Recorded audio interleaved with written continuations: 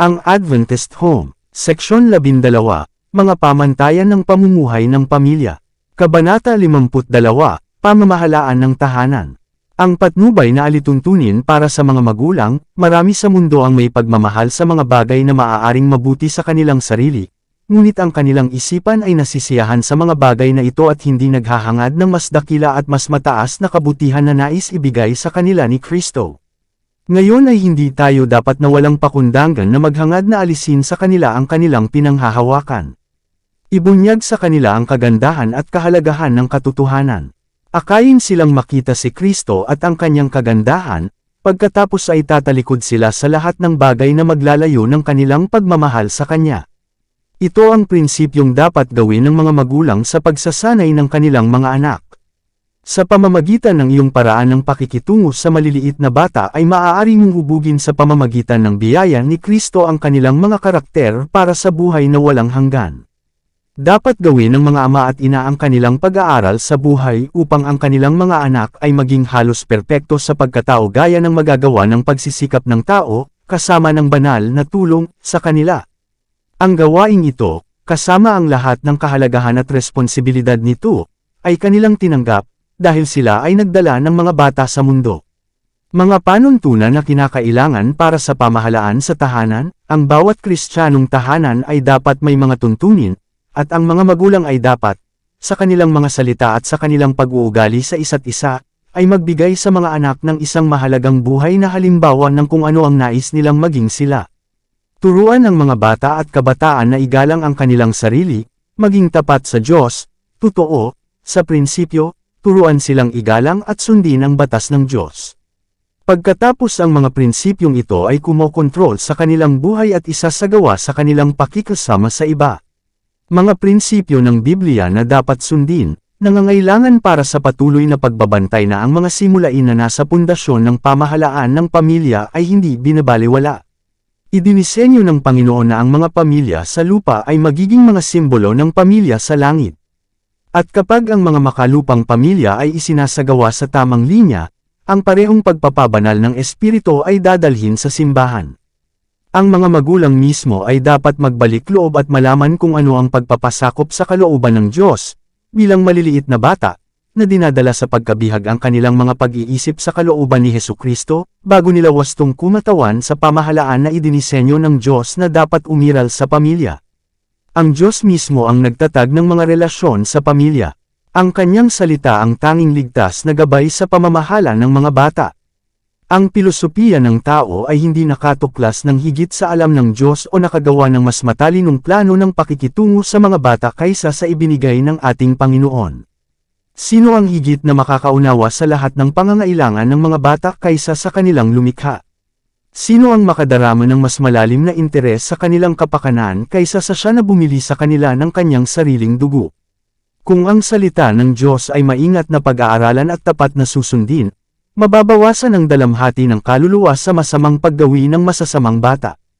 Igalang ang mga karapatan ng mga bata, tandaan na ang mga bata ay may mga karapatan na dapat igalang. Ang mga bata ay may mga claim na dapat kilalanin at igalang ng kanilang mga magulang.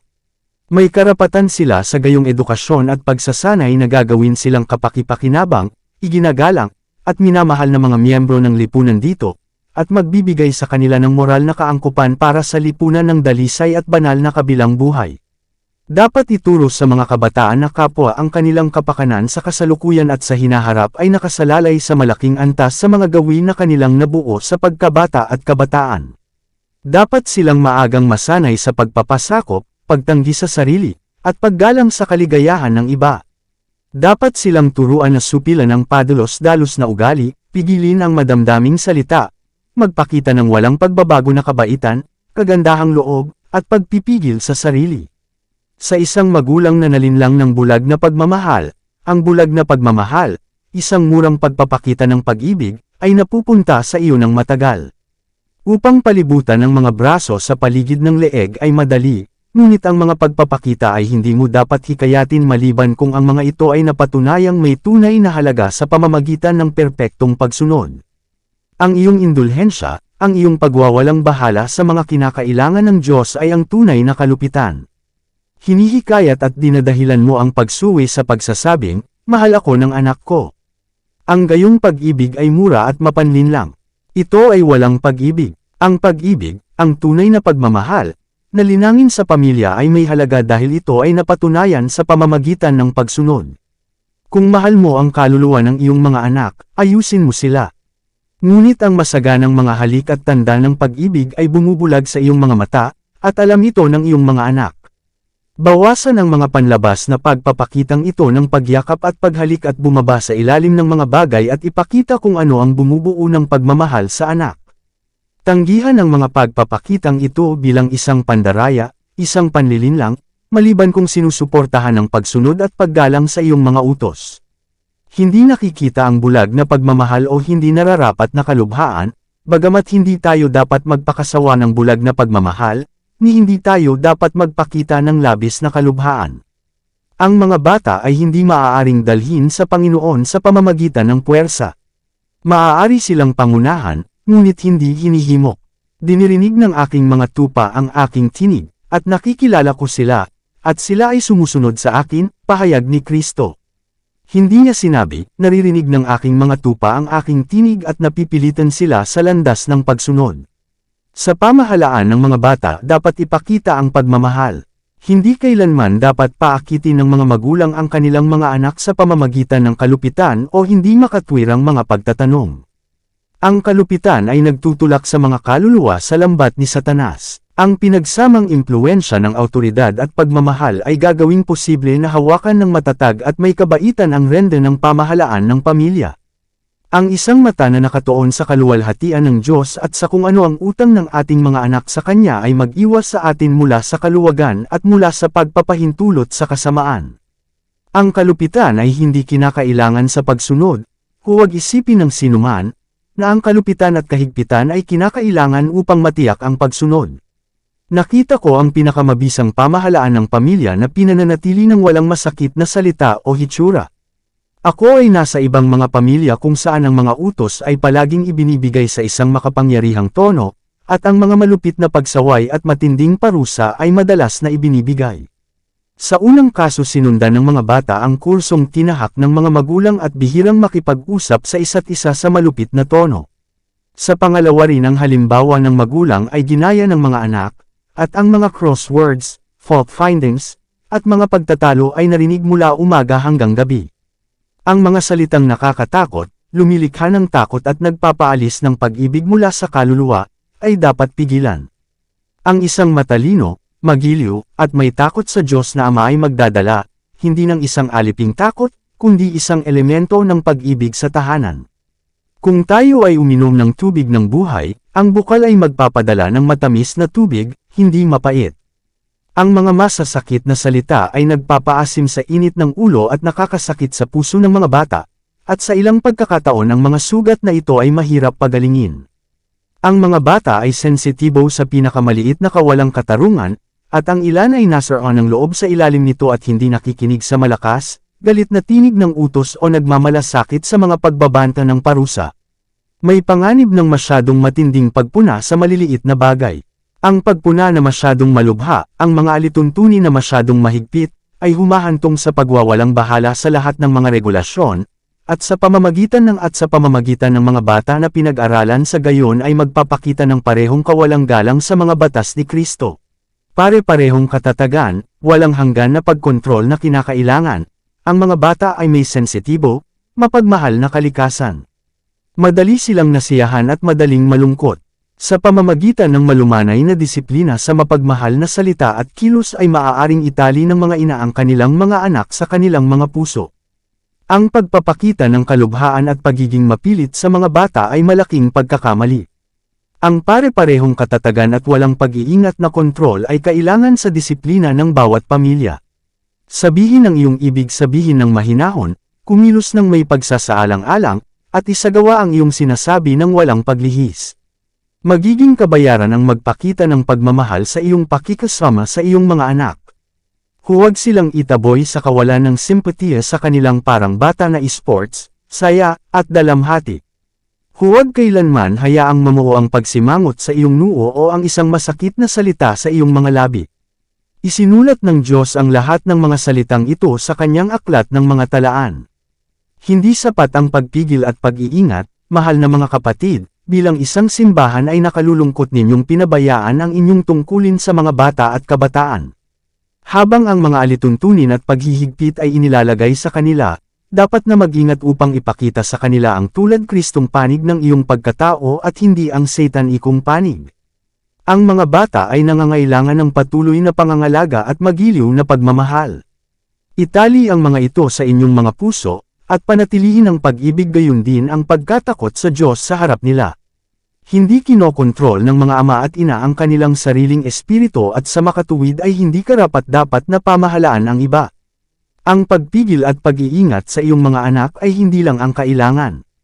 Hindi mo pa natutunang gumawa ng makatarungan at mahalin ang awa, gayon din ang lumakad ng mapagpakumbaba kasama ng Diyos.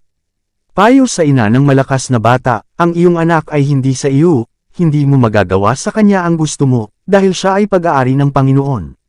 Magsagawa ng isang matatag na matiyagang kontrol sa kanya, ituro sa kanya na siya ay pag-aari ng Diyos. Sa ganoong pagsasanay siya ay magiging isang pagpapala sa mga nakapaligid sa kanya. Ngunit ang malinaw, matalas na pag-unawa ay kinakailangan upang mapigil mo ang kanyang hilig na pamunuan kayong dalawa, na magkaroon ng kanyang sariling kalooban at paraan, at gawin ang kanyang gusto. Kahit na, matatag na pamamahala, nakita ko ang maraming pamilyang nawasak dahil sa labis na pamamahala sa bahagi ng kanilang ulo, samantalang sa pamamagitan ng konsultasyon at kasunduan ang lahat ay maaaring lumipat ng maayos at maayos. Ang kawalang tatag sa pamahalaan ng pamilya ay nagbubunga ng malaking pinsala, sa katunayan ay halos kasing sama ng walang gobyerno. Ang tanong ay madalas itanong, bakit ang mga anak ng relihiyosong mga magulang ay madalas na matigas ang ulo, mapanghamon, at mapanghimagsik? Ang dahilan ay matatagpuan sa pagsasanay sa bahay. Kadalasan ang mga magulang ay hindi nagkakaisa sa pamahalaan ng kanilang pamilya. Ang isang maayos na pamahalaan, sa isang pagkakataon ay mahigpit na humahawak sa mga linya, at sa isa naman ay nagpapahintulot sa kung ano ang nahatulan, ay pagkasira sa isang bata. Mutual law para sa mga magulang at mga anak, ang Diyos ang ating tagapagbigay ng batas at hari, at dapat ilagay ng mga magulang ang kanilang sarili sa ilalim ng kanyang pamamahala. Ipinagbabawal ng panuntunang ito ang lahat ng pang-aapi mula sa mga magulang at lahat ng pagsuway mula sa mga anak. Ang Panginoon ay puno ng pagmamahal, awa, at katotohanan. Ang kanyang batas ay banal, makatarungan, at mabuti, at dapat sundin ng mga magulang at mga anak. Ang mga alituntunin na dapat kumokontrol sa buhay ng mga magulang at mga anak ay dumadaloy mula sa puso ng walang hanggang pagmamahal, at ang saganang pagpapala ng Diyos ay mananatili sa mga magulang na iyon na nangangasiwa sa kanyang batas sa kanilang mga tahanan, at sa mga anak na sumusunod sa batas na ito. Ang pinagsamang impluwensya ng awa at katarungan ay dapat madama. Ang awa at katotohanan ay pinagtagpo, ang katwiran at kapayapaan ay naghalikan sa isa't isa. Ang mga sambahayan sa ilalim ng disiplinang ito ay lalakad sa daan ng Panginoon, upang gawin ang katarungan at kahatulan. Kabanata 53, Isang nagkakaisang prente. Mga responsibilidad sa pamahalaan na maibabahagi, nakaisa at may panalangin na dapat pasanin ng ama at ina ang matinding responsibilidad na gabayan ang kanilang mga anak sa tama. Ang mga magulang ay dapat magtulungan bilang isang unit. Dapat walang dibisyon. Ngunit maraming mga magulang ang gumagawa sa iba't ibang layunin, at sa gayon ang mga bata ay nasisira ng maling pamamahala.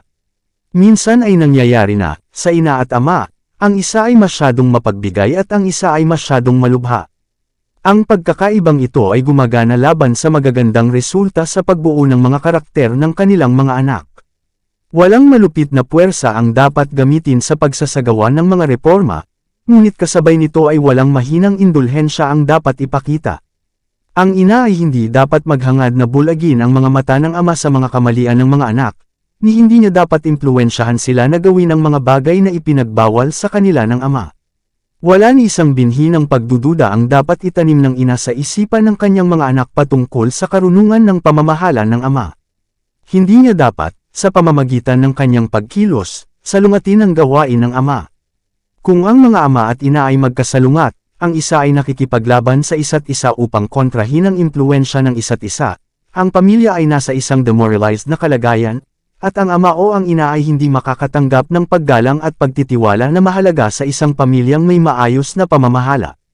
Mabilis na nauunawaan ng mga bata ang anumang bagay na magpapakita ng pagmumuni-muni sa mga tuntunin at regulasyon ng isang sambahayan, lalo na ang mga regulasyong naghihigpit sa kanilang mga aksyon. Dapat magkaisa ang ama at ina sa pagdidisiplina sa kanilang mga anak, dapat taglayin ng bawat isa ang responsibilidad, na kinikilala ang kanilang sarili sa ilalim ng same time na obligasyon sa Diyos na sanayin ang kanilang mga supling sa paraang matiyak sa kanila, hanggat maaari, ang mabuting pisikal na kalusugan at mahusay na nabuong mga karakter. Kung paano maibibigay ang mga aral sa panlilinlang, ang ilang mga mahal na ina ay dumaranas ng mga pagkakamali sa kanilang mga anak na hindi dapat hayaan sa kanila kahit sandali. Ang mga kamalian ng mga anak ay minsan lingid sa ama. Ang mga bagay sa pananamit o iba pang indulhensya ay ipinagkaloob ng ina na may pag-unawa na ang ama ay walang alam tungkol dito, sapagkat siya ay sasaway para sa mga bagay na ito. Dito mabisang itinuro sa mga bata ang isang aral ng panlilinlang. Kung matuklasan ng ama ang mga maling ito, ang mga dahilan ay ginawa at ang kalahati ng katotohanan ay sinabi. Ang ina ay hindi bukas ang loob. Hindi niya iniisip na ang ama ay may parehong interes sa mga anak gaya ng kanyang sarili, at hindi siya dapat panatilihing walang alam sa mga kamalian o mga pagdurusa na dapat itama sa kanila habang bata pa. Natakpan na ang mga bagay-bagay. Alam ng mga bata ang kakulangan ng unyon sa kanilang mga magulang, at may epekto ito. Ang mga bata ay nagsisimulang manlinlang, magtakpan, magsabi ng mga bagay sa ibang paraan kung ano sila sa kanilang ina pati na rin sa kanilang ama. Ang pagmamalabas ay nagiging ugali, at ang mga tapat na kasinungalingan ay nasasabi ng may kaunting pananalig o pagsaway ng budi. Ang mga pagkakamaling ito ay nagsimula sa pagtatago ng ina ng mga bagay mula sa ama, na may pantay na interes sa kanya sa karakter na nabuo ng kanilang mga anak. Dapat ay malayang nakonsulta ang ama. Ang lahat ay dapat na inilatag bukas sa kanya. Ngunit ang kabaligtaran na landas, na ginawa upang itago ang mga kamalian ng mga bata, ay naghihikayat sa kanila ng isang disposisyon na manlinlang, isang kakulangan ng katotohanan at katapatan. Dapat palaging may isang nakapirming simulain sa Kristiyanong mga magulang upang magkaisa sa pamahalaan ng kanilang mga anak. May kasalanan sa bagay na ito sa ilang magulang, kakulangan ng pagsasama. Ang kasalanan ay minsan sa ama, ngunit madalas sa ina. Ang magiliw na ina ay nag-aalaga at nagpapasaya sa kanyang mga anak. Ang paggawa ng ama ay madalas siyang tinatawag mula sa tahanan, at mula sa lipunan ng kanyang mga anak. Ang impluwensya ng ina ay nagsasabi, malaki ang naidudulot ng kanyang halimbawa sa pagbuo ng karakter ng mga bata. Ang mga bata ay nalilito ng mga magulang sa pagkakaiba ang kumpanya ng pamilya ay dapat na maayos na organisado. Magkasama ang ama at ina ay dapat isaalang-alang ang kanilang mga responsibilidad, at may malinaw na pag-unawa sa kanilang gawain. Dapat walang pagkakaiba. Ang ama at ina ay hindi dapat pamuna sa mga plano at paghatol ng isa't isa sa harap ng kanilang mga anak. Kung ang ina ay walang karanasan sa kaalaman ng Diyos, dapat siyang mga tuwiran mula sa dahilan hanggang sa epekto, na alamin kung ang kanyang disiplina ay likas na magpapalaki sa mga paghihirap ng ama habang siya ay nagsisikap para sa kaligtasan ng mga anak. Sinusunod ko ba ang daan ng Panginoon? Ito dapat ang pinakamahalagang tanong. Kung ang mga magulang ay hindi sumang-ayon, hayaan silang lumiban sa kanilang mga sarili sa presensya ng kanilang mga anak hanggang sa magkaroon ng pagkakaunawaan. Kadalasan ang mga magulang ay hindi nagkakaisa sa pamahalaan ng kanilang pamilya. Ang ama, nakasama ng kanyang mga anak ngunit kakaunti, at walang alam sa kanilang mga kakaibang disposisyon at ugali, ay malupit at mahigpit. Hindi niya kontrolado ang kanyang init ng ulo, ngunit itinutuwid sa pagsinta. Alam ito ng bata, at sa halip na mapasuko, pinupuno siya ng kaparusahan ng galit. Pinahihintulutan ng ina na lumipas ang mga misdemeanor sa isang pagkakataon kung saan paparusahan niya ang isa pa. Hindi alam ng mga bata kung ano ang aasahan, at natutokso silang makita kung hanggang saan sila makakapaglabag ng walang parusa. Ganito ang mga inihasak na mga binhi ng kasamaan na sumibol at nagbubunga. Kung ang mga magulang ay nagkakaisa sa gawain ito ng pagdidisiplina, mauunawaan ng bata kung ano ang kinakailangan sa kanya. Ngunit kung ang ama, sa salita o tingin, ay nagpapakita na hindi niya sinasang-ayunan ang disiplinang ibinibigay ng ina, Kung naramdaman niya na siya ay masyadong mahigpit at iniisip na dapat niyang bawiin ang kalupitan sa pamamagitan ng paglalamang at pagpapalayaw, ang bata ay mapahamak. Malapit na niyang malaman na kaya niyang gawin ang gusto niya. Ang mga magulang na nakagawa ng kasalanan ito laban sa kanilang mga anak ay mananagot sa pagkasira ng kanilang mga kaluluwa. Ang mga anghel ay tumitingin ng may matinding interes sa bawat pamilya, upang makita kung paano tinatrato ang mga bata ng mga magulang, tagapag-alaga, o mga kaibigan. Anong kakaibang maling pamamahala ang kanilang nasaksihan sa isang pamilya kung saan magkasalungat ang ama at ina? Ang tono ng boses ng ama at ina, kanilang hitsura, kanilang mga salita, lahat ay nagpapakita na hindi sila nagkakaisa sa pamamahala ng kanilang mga anak. Ang ama ay nagmumuni-muni sa ina at inaakay ang mga anak na huwag igalang ang lamang at pagmamahal ng ina sa maliliit na bata. Iniisip ng ina na siya ay napipilitang magbigay ng malaking pagmamahal sa mga anak, upang bigyang kasiyahan at pasayahin sila, dahil iniisip niya na ang ama ay malupit at walang pasensya at kailangan niyang magtrabaho upang labanan ang impluwensya ng kanyang kalubhaan. Napakaraming panalangin, kailangan ng matino na pagninilay, ang pagmamahal ay hindi maaaring tumagal, kahit nasa bilog ng tahanan, maliban kung mayroong pagkakaayon ng kalooban at disposisyon sa kalooban ng Diyos. Ang lahat ng mga kakayahan at hilig ay dapat iayon sa mga katangian ni Hesukristo. Kung ang ama at ina sa pag-ibig at takot sa Diyos ay magkakaisa ang kanilang mga interes upang magkaroon ng awtoridad sa tahanan, makikita nila ang pangangailangan ng maraming panalangin, maraming matino na pagmumuni-muni. At habang hinahanap nila ang Diyos, mabubuksan ang kanilang mga mata upang makita ang mga makalangit na sugo na naruroon upang protektahan sila bilang sagot sa panalangin ng pananampalataya. Malalampasan nila ang mga kahinaan ng kanilang pagkatao at magpapatuloy sa pagiging perpekto. Mga puso na dapat matali ng silken cord of love, ama at ina, itali ang inyong mga puso sa pinakamalapit, pinakamasayang pagsasama. Huwag maghiwalay, bagkus itali ang inyong mga sarili ng mas malapit sa isa't isa, pagkatapos ay handa kang itali ang puso ng iyong mga anak sa iyo sa pamamagitan ng malasutlang lubad ng pag-ibig. Ipagpatuloy ang paghahasik ng binhi para sa panahon at kawalang hanggan. Ang buong langit ay nakatingin sa mga pagsisikap ng Kristiyanong magulang. Kabanata 54, Relihiyon sa Pamilya. Tinukoy ang relihiyon ng pamilya. Ang relihiyon ng pamilya ay binubuo sa pagpapalaki sa mga bata sa pangangalaga at payo ng Panginoon. Ang bawat isa sa pamilya ay dapat pakainin ng mga aral ni Kristo, at ang interes ng bawat kaluluwa ay dapat na mahigpit na bantayan, upang si Satanas ay hindi malinlang at maakit palayo kay Kristo. Ito ang pamantayan na dapat layunin ng bawat pamilya na maabot, at dapat nilang determinadong hindi mabaigo o masiraan ng loob. Kapag ang mga magulang ay masigasig at mapagbantay sa kanilang pagtuturo, at sinasanay ang kanilang mga anak na may isang mata na nakatuon sa kaluwalhatian ng Diyos, sila ay nakikipagtulungan sa Diyos, at ang Diyos ay nakikipagtulungan sa kanila sa pagliligtas ng mga kaluluwa ng mga anak kung kanino si Kristo ay namatay. Ang pagtuturo ng relihiyon ay higit pa sa karaniwang pagtuturo. Nangangahulugan ito na dapat kang manalangin kasama ng iyong mga anak, tinuturuan sila kung paano lalapit kay Jesus at sabihin sa Kanya ang lahat ng kanilang gusto. Nangangahulugan ito na dapat mong ipakita sa iyong buhay na si Jesus ang lahat para sa iyo, at na ang Kanyang pag-ibig ay ginagawa kang matyaga, mabait, mapagpasensya, ngunit matatag sa pag-uuto sa iyong mga anak pagkatapos mo, tulad ng ginawa ni Abraham.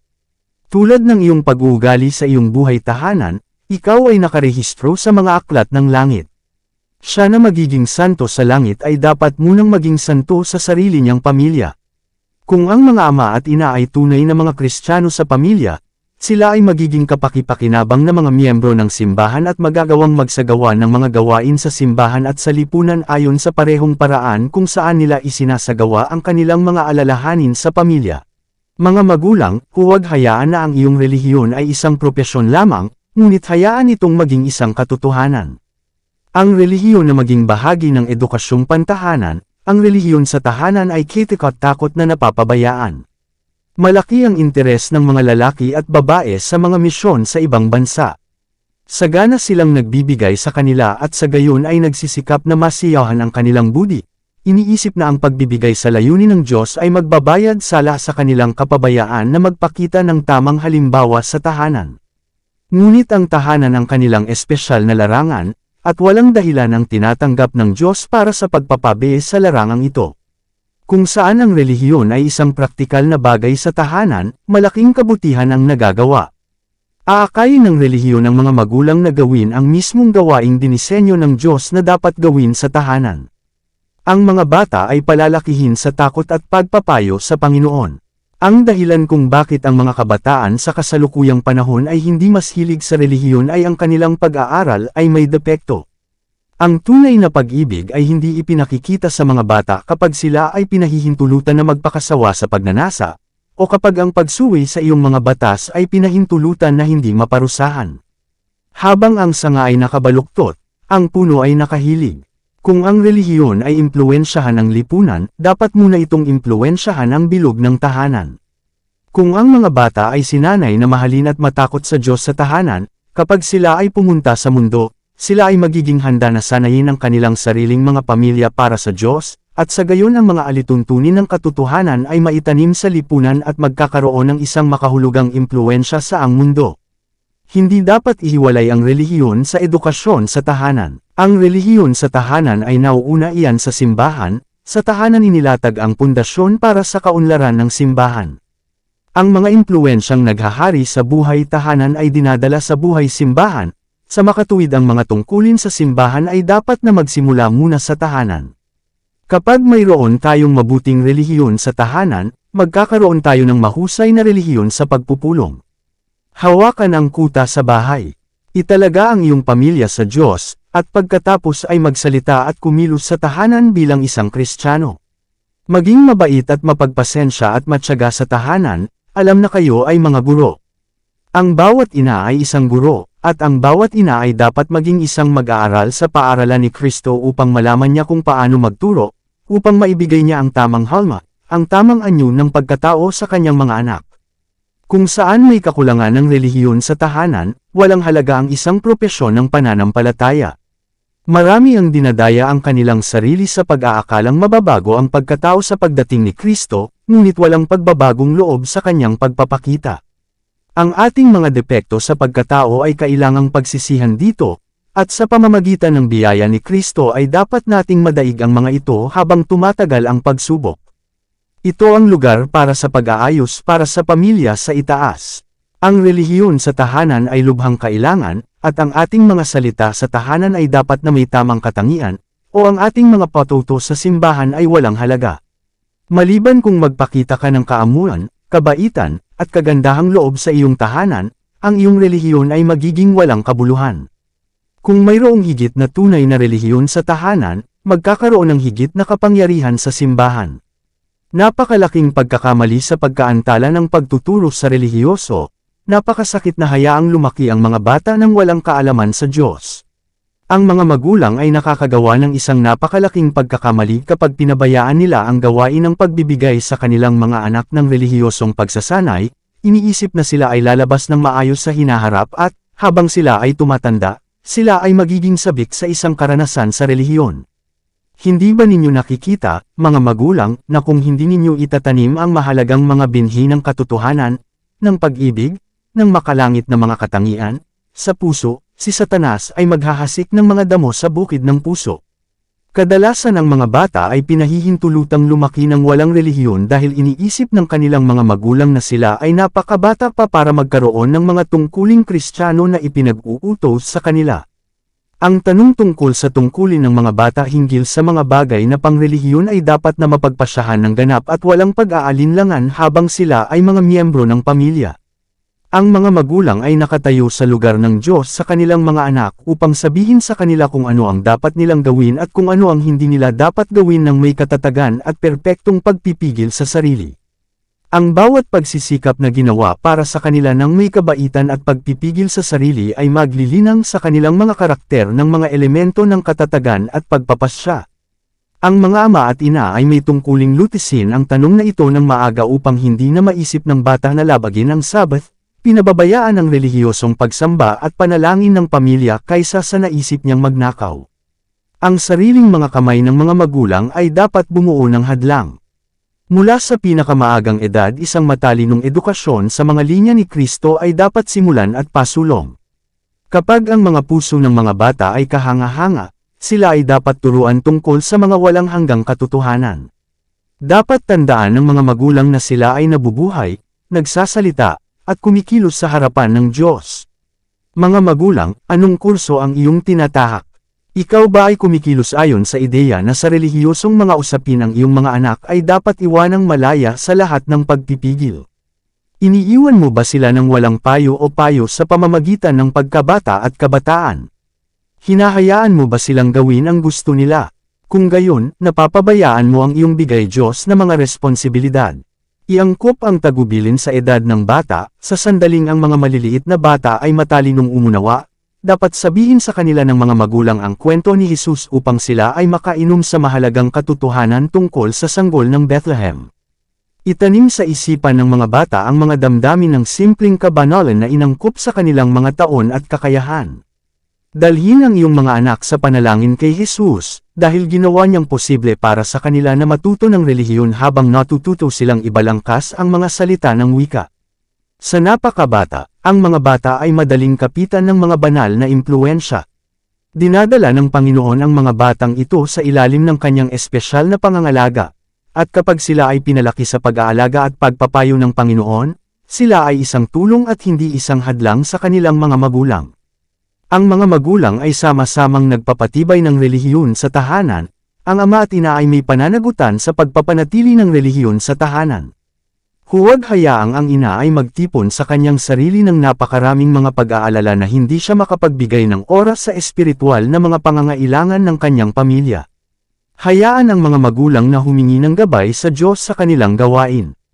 Sa kanilang mga tuhod sa harap niya ay magkakaroon sila ng tunay na pagkaunawa sa kanilang mga dakilang pananagutan, at doon nila maipagkakatiwala ang kanilang mga anak sa isang hindi kailanman magkakamali sa payo at pagtuturo.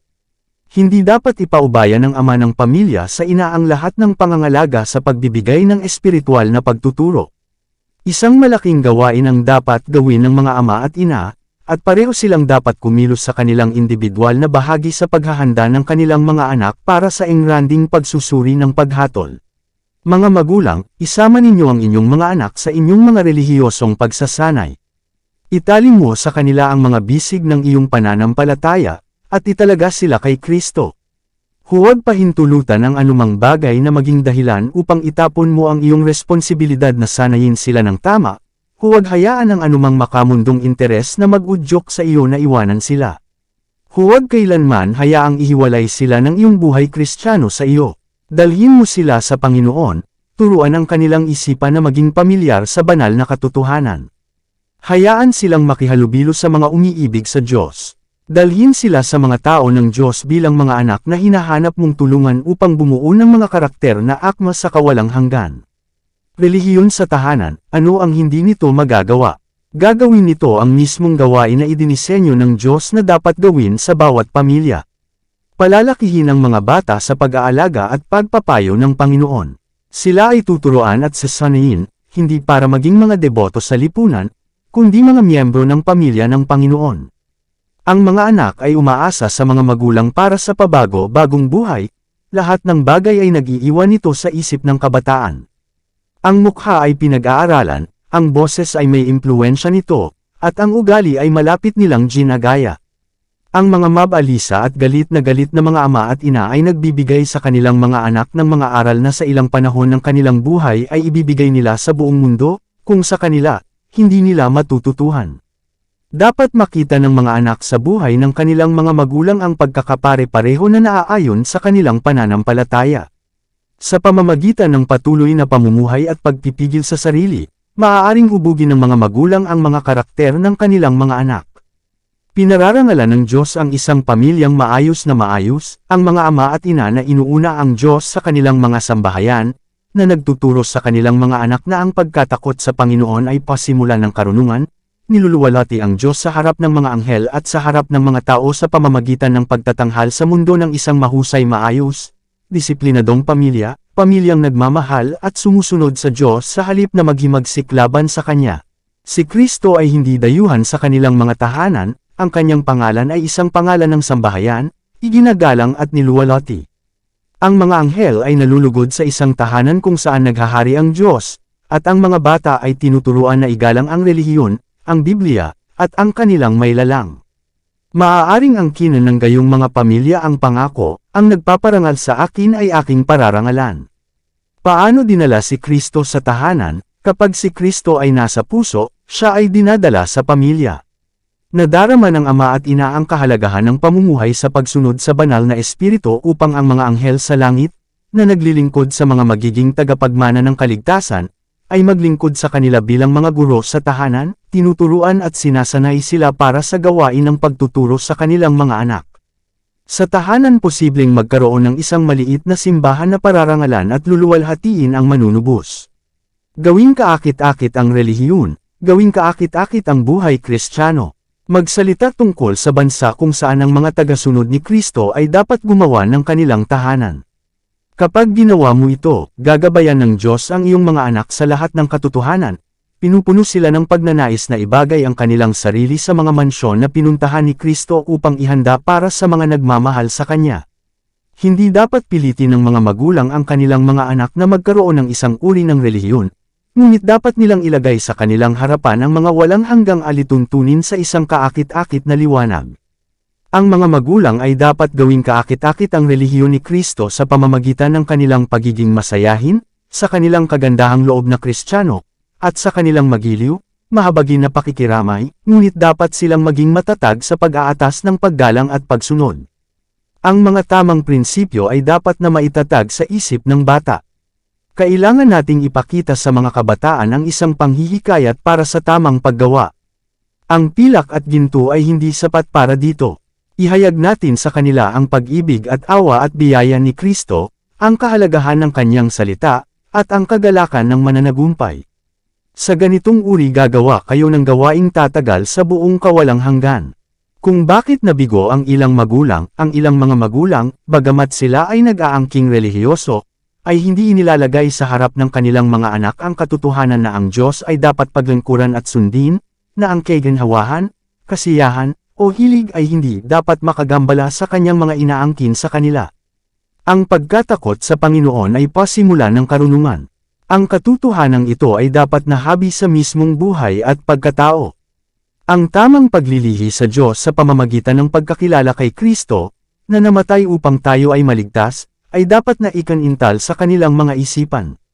Maaaring isipin ninyo, mga magulang, na wala kayong panahon para gawin ang lahat ng ito, ngunit kailangan ninyong maglaan ng oras upang gawin ang inyong gawain sa inyong pamilya, kung hindi, si Satanas ang magbibigay ng kakulangan. Tanggalin ang lahat ng iba pa sa iyong buhay na pumipigil sa gawain ito na magawa, at sanayin ang iyong mga anak ayon sa kanyang utos. Pabayaan ang anumang bagay na temporal, makontento na mamuhay ng matipid, itali ang iyong mga gusto, ngunit alang-alang kay Kristo huwag mong pabayaan ang relihiyosong pagsasanay ng iyong sarili at ng iyong mga anak. Bawat miyembro ng pamilya na maging dedicated sa Diyos, ang mga tagubilin na ibinigay ni Moises tungkol sa pista ng Paskwa ay puno ng kahalagahan, at may aplikasyon sa mga magulang at mga anak sa panahong ito ng mundo. Ang ama ay dapat kumilos bilang pari ng sambahayan, at kung ang ama ay patay na, ang panganay na anak na nabubuhay ay gagawa ng solemneng gawaing ito ng pagwiwisik ng dugo sa poste ng pinto. Ito ay simbolo ng gawaing dapat gawin sa bawat pamilya. Dapat tipunin ng mga magulang ang kanilang mga anak sa tahanan at iharap si Kristo sa kanilang harapan bilang kanilang Paskwa. Ang ama ay dapat ayalay ang bawat bilanggo sa kanyang tahanan sa Diyos at gumawa ng isang gawain na kinakatawan ng kapistahan ng Paskwa. Mapanganib na ipaubaya ang solemneng tungkuling ito sa mga kamay ng iba. Hayaan ang mga Kristiyanong magulang na magpasya na sila ay magiging tapat sa Diyos, at hayaang tipunin nila ang kanilang mga anak sa kanilang mga tahanan kasama nila at hampasin ang poste ng pinto ng dugo, na kumakatawan kay Kristo bilang ang tanging isa na makakapagsanggalang at makapagliligtas, upang ang mapangwasak na anghel ay makalampas sa itinatangi na bilog ng sambahayan. Hayaang makita ng mundo na higit pa sa impluwensya ng tao ang gumagana sa tahanan. Hayaang mapanatili ng mga magulang ang isang mahalagang kaugnayan sa Diyos, ilagay ang kanilang mga sarili sa panig ni Kristo, at ipakita sa pamamagitan ng kanyang biyaya kung anong dakilang kabutihan ang maaaring maisakatuparan sa pamamagitan ng kalayaan ng magulang. Kabanata 55, Mga Pamantayan sa Moral.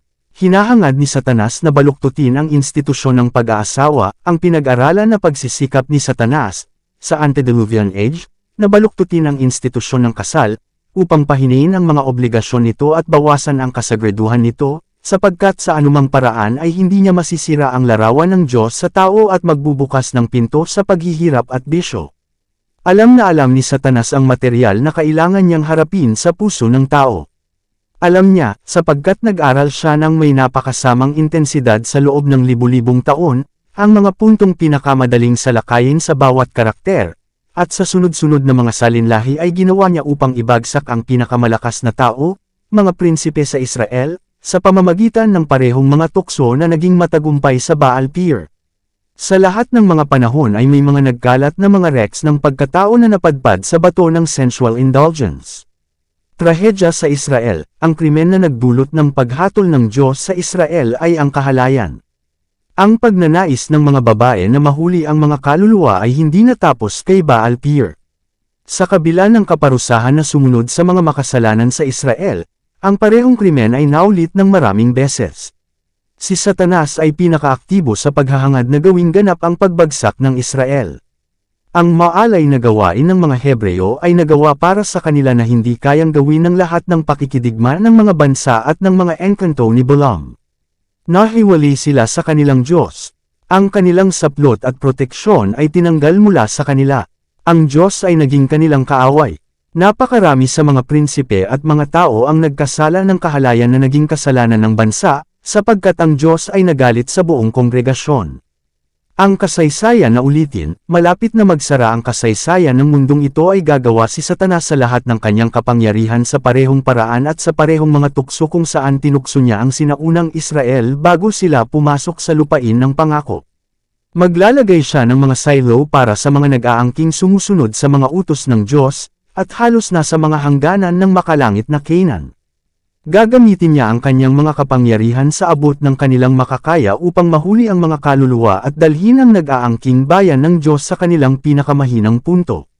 Yaong mga hindi nagpasakop sa mas mababang mga pagnanasa sa matataas na kapangyarihan ng kanilang pagkatao, yaong mga pinahintulutan ang kanilang mga isipan na damaloy sa isang daluyan ng karnal na pagpapalayaw ng mas mababang mga pagnanasa, si Satanas ay determinado na sirain sa pamamagitan ng kanyang mga tukso, upang damumi ang kanilang mga kaluluwa may kahalayan. Hindi niya pinupuntirya lalo na ang mas mababa at hindi gaanong mahalagang mga marka, ngunit ginagamit niya ang kanyang mga patibong sa pamamagitan ng mga maaari niyang isama bilang kanyang mga kinatawan upang akitin ang mga tao na kumuha ng mga kalayaan na hinahatulan ng batas ng Diyos. At ang mga taong may responsableng posisyon, na nagtuturo ng mga pag-aangkin ng batas ng Diyos, na ang mga bibig ay puno ng mga argumento sa pagpapatunay ng kanyang batas, laban sa kung saan ginawa ni Satanas ang gayong pagsalakay. Sa gayon ay itinalaga niya ang kanyang malaimpyernong kapangyarihan at ang kanyang mga ahensya sa trabaho at ibinagsak ang mga ito, ang mga mahinang punto sa kanilang pagkatao, na nalalaman na siya na nagkasala sa isang punto ay nagkasala ng lahat, sa gayon ay nakakakuha ng ganap na karunungan sa buong tao. Ang isip, kaluluwa, katawan, at budi ay kasangkot sa pagkasira. Kung siya ay isang mensahero ng katwiran at nagkaroon ng dakilang liwanag, o kung ginamit siya ng Panginoon bilang kanyang natatanging manggagawa sa layunin ng katotohanan, kung gayon gaano kalaki ang tagumpay ni Satanas. Tuwang-tuwa siya, napakasama ng Diyos. Paglaganap ng imoralidad ngayon, isang kakilakilabot na larawan ng kalagayan ng mundo ang iniharap sa akin. Ang imoralidad ay laganap sa lahat ng dako. Ang kahalayan ay ang espesyal na kasalanan ng panahong ito. Kahit kailan ay hindi inangat ni Vice ang deformed na ulo nito ng may katapangan na gaya ngayon. Ang mga tao ay tila nalilito, at ang mga mahilig sa kabutihan at tunay na kabutihan ay halos masiraan ng loob dahil sa katapangan, lakas, at pagkalat nito. Ang kasamaan na sumasagana ay hindi lamang nakakulong sa hindi mananampalataya at manunuya. Kung ito ang kaso, ngunit hindi. Maraming lalaki at babae na nag-aangkin ng relihiyon ni Kristo ay nagkasala. Kahit na ang ilan na nag-aangking naghahanap ng kanyang pagpapakita ay hindi mas handa para sa pangyayaring iyon kaysa kay Satanas mismo. Hindi nila nililinis ang kanilang sarili mula sa lahat ng polusyon. Matagal na nilang pinaglangkuran ang kanilang pagnanasa na natural na maging marumi ang kanilang pag-iisip at masira ang kanilang mga imahinasyon. Imposibleng maging dahilan ng kanilang pag-iisip na mag-isip sa dalisay at banal na mga bagay gaya ng pagpihit sa landas ng Niagara at pagbuhos ng tubig nito sa talon. Ang bawat Kristiyano ay kailangang matutong pigilan ang kanyang mga hilig at kontrolin, sa pamamagitan ng prinsipyo. Maliban kung gagawin niya ito, hindi siya karapat-dapat sa pangalang Kristiyano. Nang ibabaw ang lovesick sentimentalism. Ang mga lalaking may asawa ay tumatanggap ng atensyon mula sa mga babaeng may asawa o walang asawa. Ang mga babae ay lumilitaw din na ginayuma at nawawalan ng katwiran at espiritual na pag-unawa at mabuting sentido komun. Ginagawa nila ang mismong mga bagay na hinahatulan ng salita ng Diyos, ang mismong mga bagay na hinahatulan ng mga patuto ng Espiritu ng Diyos. Ang mga babala at mga pagsaway ay nasa harap nila sa malinaw na mga linya. Ngunit sila ay tumawid sa parehong landas na tinahak ng ibabago sila. Ito ay tulad ng isang nakakaaliw na laro kung saan sila naglalaro. Inaakay sila ni Satanas upang sirain ang kanilang mga sarili, upang ilagay sa panganib ang layunin ng Diyos, upang muling ipako sa krus ang anak ng Diyos at ilagay siya sa hayagang kahihiyan. Ang kamangmangan, mapagmahal sa kasiyahan, at makasalaan ang mga gawi, nagpapasama sa kaluluwa, katawan, at espiritu, ay ginagawang puno ng moral na ketong ang mundo. Ang isang nakamamatay na moral na malaria ay sumisira sa libo-libo at 10,000. Ano ang dapat gawin upang mailigtas ang ating kabataan? Maliit ang ating magagawa, ngunit ang Diyos ay buhay at naghahari, at marami siyang magagawa.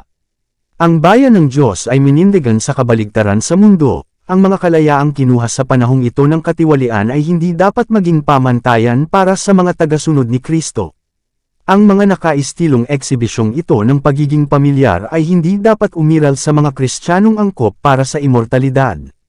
Kung ang kahalayan, polusyon, pangangalunya, krimen, at pagpatay ay ang ayos ng araw sa mga hindi nakakaalam ng katotohanan, at tumatangging kontrolin ng mga alituntunin ng salita ng Diyos, gaano kahalaga na ang uri na nag-aangking mga tagasunod ni Kristo, malapit na kaalyado sa Diyos at mga anghel, dapat magpakita sa kanila ng mas mabuti at marangal na paraan. Gaano kahalaga na sa pamamagitan ng kanilang kailan isang puri at kabanalan ay naiiba sila sa uri na iyon na kinokontrol ng marahas na mga hilig. Dama-dami ang mga panganib at panganib, sa panahong ito ay masusumpungan ang napakaraming nabulag sa pagiging makasalanan ng kasalanan kung kaya't pinipili nila ang isang malaswang buhay dahil ito ay nababagay sa likas at masamang hilig ng puso. Sa halip na harapin ang salamin ng batas ng Diyos at dalhin ang kanilang mga puso at karakter sa pamantayan ng Diyos, hinahayaan nila ang mga ahente ni Satanas na itayo ang kanyang pamantayan sa kanilang mga puso. Iniisip ng mga tiwaling tao na mas madaling bigyang kahulugan ang mga banal na kasulatan upang suportahan sila sa kanilang kasamaan kaysa isuko ang kanilang katiwalian at kasalanan at maging dalisay sa puso at buhay. Mayroong higit pang mga tao ng selyong ito kaysa sa inaakala ng marami, at sila ay dadami habang papalapit tayo sa katapusan ng panahon. Kapag kontrolado ng nakakabighaning kapangyarihan ni Satanas ang isang tao, ang Diyos ay nakalimutan, at ang tao na puno ng tiwaling layunin ay pinupuri. Ang lihim na kahalayan ay ginagawa ng mga nalinlang na kaluluwang ito bilang isang kabutihan. Ito ay isang uri ng pangkukulam. Palaging may kapangyarihang nakakabighani sa mga heresies at sa kahalayan. Ang isip ay napakalinlang na hindi ito maaaring mga tuwiran ng may katalinuhan, at ang isang ilusyon ay patuloy na umaakay dito mula sa kadalisayan. Ang espiritual na paningin ay lumalabo, at ang mga tao na hanggang ngayon ay walang bahid ng moralidad ay nalilito sa ilalim ng mapanlinlang na katalinuhan ng mga ahente ni Satanas na nag-aangking mga mensahero ng liwanag. Ang maling akala na ito ang nagbibigay ng kapangyarihan sa mga ahenteng ito. Kung sila ay lumabas ng buong tapang at gumawa ng kanilang mga pagsulong ng hayagan, sila ay tatanggihan ng walang pag-aalinlangan, ngunit nagsisikap muna sila upang makakuha ng simpatiya at magkaroon ng pagtitiwala sa kanilang sarili bilang mga banal, mapagsakripisyong tao ng Diyos. Bilang kanyang mga espesyal na mensahero, sinimulan nila ang kanilang masining na gawain ng paglayo sa mga kaluluwa mula sa landas ng katwiran sa pamamagitan ng pagtatangkang gawing walang bisa ang batas ng Diyos. Parehong dapat panatilihin ng lalaki at babae ang kanilang lugar at mamuhay sa ibabaw ng kadastaan. Ang isip ng isang lalaki o babae ay hindi bumababa sa isang sandali mula sa kadalisayan at kabanalan tungo sa kasamaan, katiwalian, at krimen. Ito ay nangangailangan ng oras upang baguhin ang tao sa banal, o pababain ng mga nabuo sa imahe ng Diyos sa brutal o Saturday aniko. Sa pagmamasid tayo ay nagbabago. Bagamat nabuo ayon sa larawan ng kanyang mailalang, maituturo ng tao ang kanyang isipan na ang kasalanan na dati niyang kinasusuklaman ay magiging kalugod-lugod sa kanya. Habang siya ay tumigil sa pagbabantay at pagdarasal, siya ay tumigil sa pagbabantay sa kuta, sa puso, at nakikibahagi sa kasalanan at krimen. Ang isip ay pinababa, at imposibleng may angat ito mula sa katiwalian habang ito ay tinuturuan upang alipinin ang moral at intelektual na mga kapangyarihan at dalhin sila sa ilalim ng mas matinding mga hilig. Ang patuloy na digmaan laban sa makalaman na pag-iisip ay dapat panatilihin, at dapat tayong tulungan ng nagdadalisay na impluwensya ng biyaya ng Diyos, na aakit sa isip pataas at ugaliin itong magnilay-nilay sa dalisay at banal na mga bagay. Walang kaligtasan para sa sinumang lalaki, bata man o matanda, maliban kung nararamdaman niya ang pangangailangang humingi ng payo sa Diyos sa bawat hakbang. Yaong lamang na nagpapanatili ng malapit na pakikipag-ugnayan sa Diyos ay matututong maglagay ng kanyang pagtatansya sa mga tao, upang igalang ang dalisay, ang mabuti, ang mapagpakumbaba, at ang maamo. Ang puso ay dapat na garrison gaya ng kay Joseph. Kung gayon ang mga tuksong humiwalay sa katapatan ay sasagutin ng pasya, paano ko nga magagawa itong malaking kasamaan, at magkasala laban sa Diyos? Ang pinakamalakas na tukso ay hindi dahilan para sa kasalanan. Gaano man kalubha ang pressure na dinala sa iyo, ang kasalanan ay iyong sariling gawa. Ang upuan ng kahirapan ay ang hindi na bagong puso. Dahil sa mga panganib sa panahong ito, hindi ba natin, bilang mga taong tumutupad sa utos ng Diyos, ay aalisin sa gitna natin ang lahat ng kasalanan, lahat ng kasamaan, lahat ng kasamaan? Hindi ba ang mga babae na nagsasaad ng katotohanan ay mananatiling mahigpit na nagbabantay sa kanilang mga sarili, baka ang pinakamababang pampatibay loob ay maibigay sa di makatuwirang pagkakakilala? Maaari nilang isara ang maraming pinto ng tukso kung susundin nila sa lahat ng oras ang mahigpit na paglalaan at kaangkupan ng pag-uugali. Dapat itaguyod ng mga babae ang mataas na pamantayan ng pag-uugali. Isinulat ko ng may pagkabalisa na puso na ang mga kababaihan sa panahong ito, kapwa may asawa at walang asawa, ay napakadalas ay hindi nagpapanatili ng reserbang kinakailangan. Para silang mga coquette, hinihikayat nila ang atensyon ng mga walang asawa at may asawang lalaki, at yaong mga mahina sa moral na kapangyarihan ay mabibitag. Ang mga bagay na ito, kung pinahihintulutan, ay pinapatay ang moral ng mga pandama at bulagi ng isip upang ang krimen ay hindi magmukhang makasalanan. Ang mga pag-iisip ay nagising na hindi sana mangyayari kung ang babae ay nanatili sa kanyang lugar sa lahat ng kahinhinan at kahinahunan. Maaaring wala siyang labag sa batas na layunin o motibo sa kanyang sarili, ngunit nagbigay siya ng lakas ng loob sa mga lalaking natutukso, at nangangailangan ng lahat ng tulong na makukuha nila mula sa mga nauugnay sa kanila. Sa pamamagitan ng pagiging maingat, reserved, walang kalayaan, hindi tumatanggap ng hindi karapat-dapat na mga atensyon, ngunit pagpapanatili ng mataas na moral na tono at pagiging dignidad, maraming kasamaan ang maaaring maiiwasan. Matagal ko ng planong makipag-usap sa aking mga kapatid na babae at sabihin sa kanila na, mula sa kung ano ang nalulugod na ipakita sa akin ng Panginoon paminsan-minsan, may malaking pagkakamali sa kanila. Hindi sila maingat na umiwas sa lahat ng anyo ng kasamaan. Hindi lahat sila ay maingat sa kanilang pag-uugali, gaya ng nararapat sa mga babaeng nag-aangking kabanalan. Ang kanilang mga salita ay hindi pinili at mahusay na pinili gaya ng sa mga babae na nakatanggap ng biyaya ng Diyos dapat. Masyado silang pamilyar sa kanilang mga kapatid. Nanatili sila sa kanilang paligid, nakiling sa kanila, at tila pinipili ang kanilang lipunan. Lubos silang nasisiyahan sa kanilang atensyon. Mula sa liwanag na ibinigay sa akin ng Panginoon, ang ating mga kapatid na babae ay dapat na ituloy ang ibang landas. Dapat silang maging mas reserved, magpakita ng hindi gaanong katapangan, at pasiglahin sa kanilang sarili ang kaiyahiyang mukha at kahinahunan.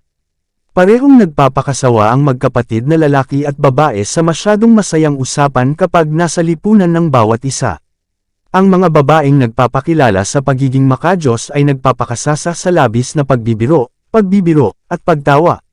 Ito ay hindi nararapat at nagdadalamati sa espiritu ng Diyos. Ang mga eksibisyong ito ay nagpapakita ng kakulangan ng tunay na pagpipino ng Kristiyano.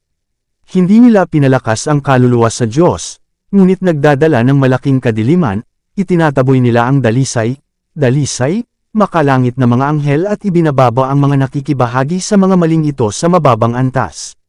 Madalas matukso ang mga babae. Sa isang pagkukunwari ay nakuha nila ang atensyon ng mga lalaki, may asawa man o walang asawa, at inaakay sila hanggang sa nilabag nila ang batas ng Diyos, hanggang sa masira ang kanilang pagiging kapakipakinabang, at ang kanilang mga kaluluwa ay nasa panganib.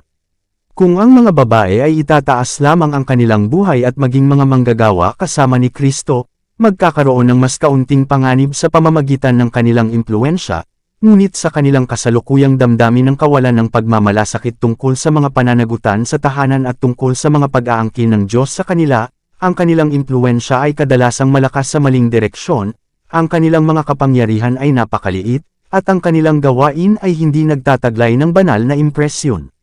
Napakaraming forward misses at matapang, forward na kababaihan na may kakayahang magpahiwatig ng kanilang sarili sa paunawa, inilalagay ang kanilang sarili sa piling ng mga kabataang lalaki, nanliligaw sa atensyon, nag-aanyaya ng mga panliligaw mula sa may asawa o hindi kasal na mga lalaki, na maliban kung ang iyong mukha ay nakaharap kay Kristo, matibay na parang bakal, mabubunot ka sa lambat ni Satanas.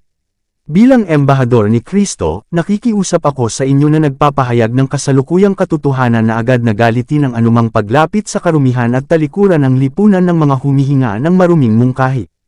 Kamuhian ng mga karumal-dumal na kasalanan ito ng may pinakamatinding puot. Tumakas mula sa mga taong nais, maging sa pakikipag-usap, hayaan ang isip na tumakbo sa gayong paraan, sapagkat mula sa kasaganaan ng puso ay nagsasalita ang bibig. Hindi mo dapat bigyan ng lugar kahit isang sandali ang isang marumi, lihim na mungkahi, dahil kahit na ito ay madungisan ng kaluluwa, dahil ang maruming tubig ay nagpaparumi sa daluyan na dinaraanan nito. Ang isang babae na hahayaan ng isang maalay na salita o pahiwatig na mabigkas sa kanyang harapan ay hindi tulad ng nais ng Diyos sa kanya, ang isa na magpapahintulot sa anumang hindi nararapat na pamilyar o hindi malinis na mungkahi ay hindi nagpapanatili ng kanyang maladyos na pagkababae. Pinoprotektahan ng sagradong lupon ng kadalisayan, dapat hikayatin ng ating mga kapatid na babae ang tunay na kaamuan, hindi sila dapat maging pasulong, madaldal, at matapang, ngunit mahinhin at hindi mapagpanggap, mabagal sa pagsasalita. Maaaring mahalin nila ang pagiging magalang, ang pagiging mabait, malambot, maawin, mapagpatawad, at mapagpakumbaba ay magiging kalugod-lugod sa Diyos. Kung sakupin nila ang posisyon na ito, hindi sila mabibigatan ng hindi nararapat na atensyon mula sa mga ginoo sa simbahan o sa labas. Madarama ng lahat na mayroong isang sagradong bilog ng kadalisayan sa paligid ng mga babaeng ito na may takot sa Diyos na nagsasanggalang sa kanila mula sa anumang di makatuwirang kalayaan. Sa ilang kababaihan na nag-aangkin ng kabanalan, mayroong isang pabaya, magaspang na kalayaan sa pag-uugali na humahantong sa mali at kasamaan. Ngunit yaong mga makadiyos na kababaihan na ang mga isip at puso ay abala sa pagbubulay-bilay sa mga tema na nagpapatibay sa kadalisayan ng buhay, at nag-aangat sa kaluluwa upang makipag-ugnayan sa Diyos, ay hindi madaling mailigaw mula sa landas ng katwiran at kabutihan. Ang ganyan ay mapapatibay laban sa katusuhan ni Satanas, magiging handa silang labanan ang kanyang mapang-akit na sining. Sumasamo ako sa inyo, bilang mga tagasunod ni Kristo na gumagawa ng isang mataas na propesyon, na pahalagahan ng mahalaga, hindi mabibaylang hiyas ng kahinhinan. Ito ay magbabantay sa kabutihan. Kontrolin ang mga kaisipan, dapat mong kontrolin ang iyong mga iniisip. Hindi ito magiging madaling gawain, hindi mo ito magagawa ng walang malapit at kahit matinding pagsisikap. Ngunit hinihiling ito ng Diyos sa iyo, ito ay isang tungkulin na nakasalalay sa bawat may pananagutan na nilalang. Pananagutan mo sa Diyos ang iyong mga iniisip. Kung nagpapakasawa ka sa walang kabuluhang mga imahinasyon, pinahihintulutan ang iyong isip na mag-isip sa mga maruruming paksa, ikaw ay, sa isang antas, bilang nagkasala sa harap ng Diyos na parang ang iyong mga iniisip ay dinadala sa pagkilos. Ang tanging pumipigil sa pagkilos ay ang kawalan ng pagkakataon. Ang araw at gabi na pangangarap at paggawa ng kastilyo ay masama at lubhang mapanganib na mga gawi. Kapag naitatag na, halos imposibleng masira ang gayong mga gawi at ituro ang mga kaisipan sa dalisay, banal, at matataas na tema. Mag-ingat sa pambabola, nasasaktan ako kapag nakikita kong pinupuri, nilalamang, at nilalamang ang mga lalaki. Inihayag sa akin ng Diyos ang katotohanan na ang ilan na tumatanggap ng mga atensyong ito ay hindi karapat-dapat na taglayin ang kanyang pangalan sa kanilang mga labi, gayunman sila ay itinaas hanggang sa langit sa pagtatansya ng mga may hangganang nilalang, na nagbabasa lamang mula sa panlabas na anyo. Aking mga kapatid na babae, hindi kailanman alagang-alaga at mambabola mahirap, nagkakamali ng mga lalaki, bata man o matanda, may asawa o walang asawa. Hindi mo alam ang kanilang mga kahinaan, at hindi mo alam ngunit ang mismong mga atensyon at ang masaganang papuri na ito ay maaaring patunayan ang kanilang pagkasira. Ako ay nababahala sa kawalan ng pananaw, ang kakulangan ng karunungan, na ipinakikita ng marami sa bagay na ito. Ang mga taong gumagawa ng gawain ng Diyos, at si Kristo ay nananatili sa kanilang mga puso, ay hindi ibababa ang pamantayan ng moralidad, ngunit kailanman ay magsisikap na itaas ito. Hindi sila makakatagpo ng kasiyahan sa pambabola ng mga babae o sa paglalamang nila. Hayaang sabihin ng mga lalaki, parehong walang asawa at may asawa, hands off. Hindi ko kailanman bibigyan ng kahit na katiting na pagkakataon na ang aking kabutihan ay dapat pagsalitaan ng masama. Ang aking mabuting pangalan ay kapital na higit na mahalaga sa akin kaysa sa ginto o pilak. Hayaan akong panatilihin itong walang bahid. Kung sinisiraan ng mga tao ang pangalang iyon, ito ay hindi dahil binigyan ko sila ng pagkakataon na gawin iyon, ngunit sa parehong dahilan na sila ay nagsalita ng masama tungkol kay Kristo, dahil kinuputan nila ang kadalisayan at kabanalan ng kanyang pagkatao, sapagkat ito ay palaging pagsaway sa sila. Kung tinukso ng ministro, ang pinakamaliit na mga insulto, mula sa anumang pinagmula na maaaring dumating, na nag-aanyaya sa iyo na magpakasawa sa kasalanan o upang payagan ang hindi gaanong hindi kanais-nais na kalayaan sa iyong mga tao ay dapat ikagalit bilang ang pinakamasamang insulto sa iyong marangal na pagkababae. Ang paghalik sa iyong pisngi, sa hindi tamang oras at lugar, ay dapat maghatid sa iyo upang itaboy ang sugo ni Satanas ng may pagkasuklam.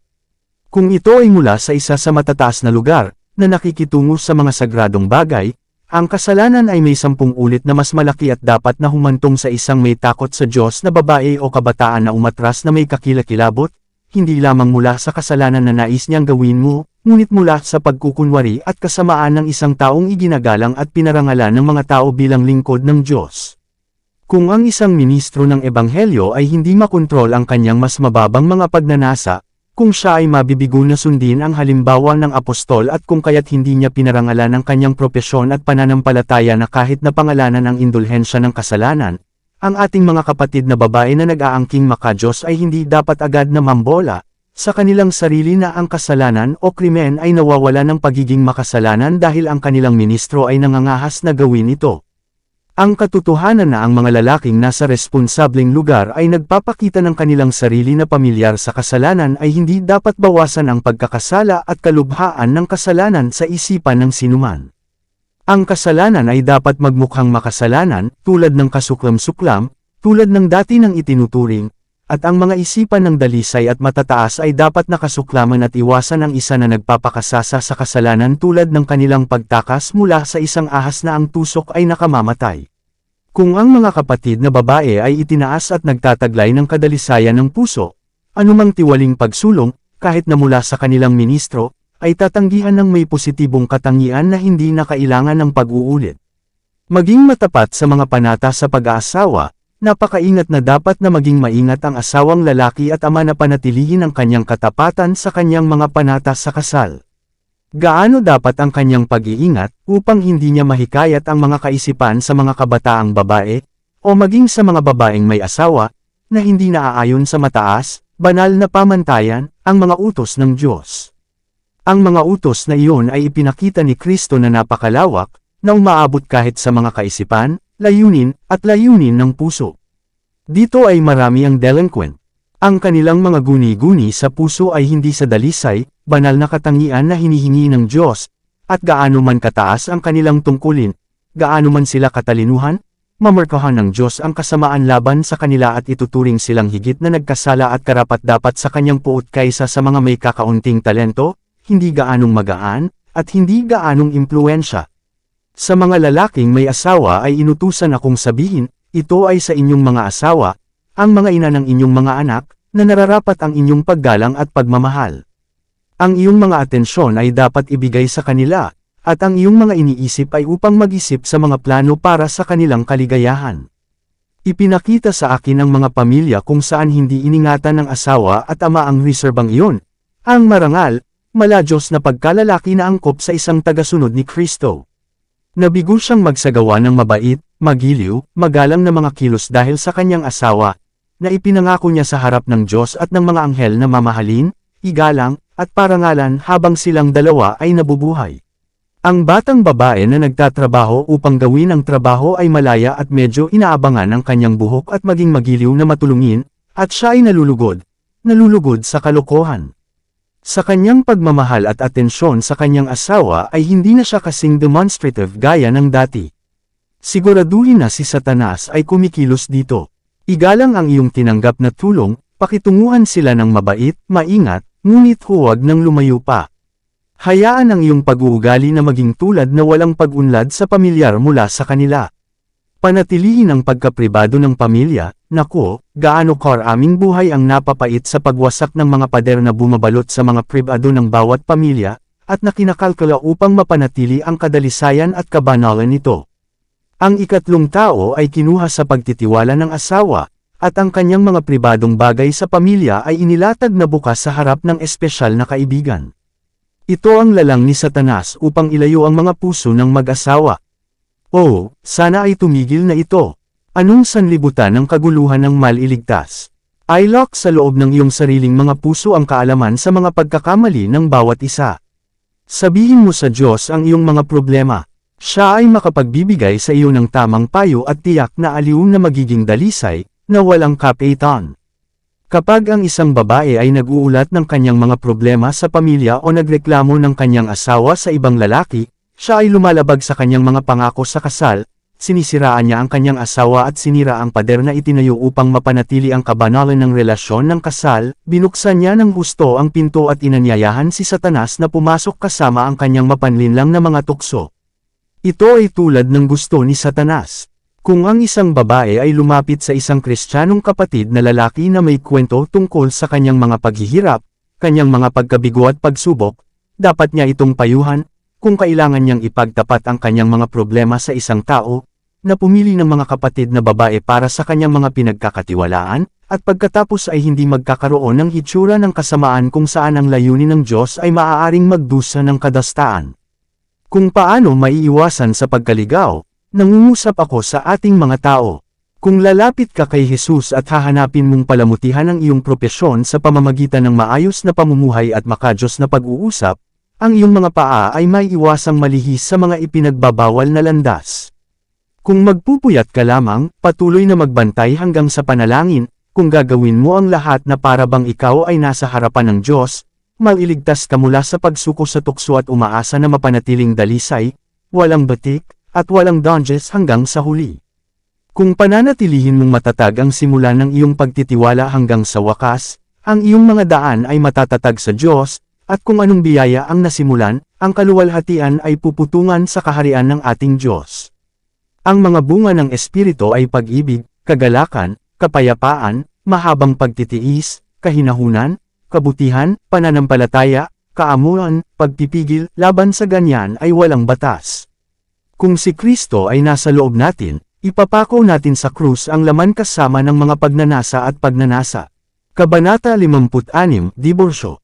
Ang kasal ay isang kontrata para sa buhay, sa isip ng kabataan ang pag-aasawa ay banibihisan ng pag-iibigan, at mahirap iwaksi ang tampok na ito, na kung saan ang imahinasyon ay sumasaklaw dito, at upang mapabilib ang isip sa isang pakiramdam ng mabibigat na responsibilidad na kasangkot sa kasal panata.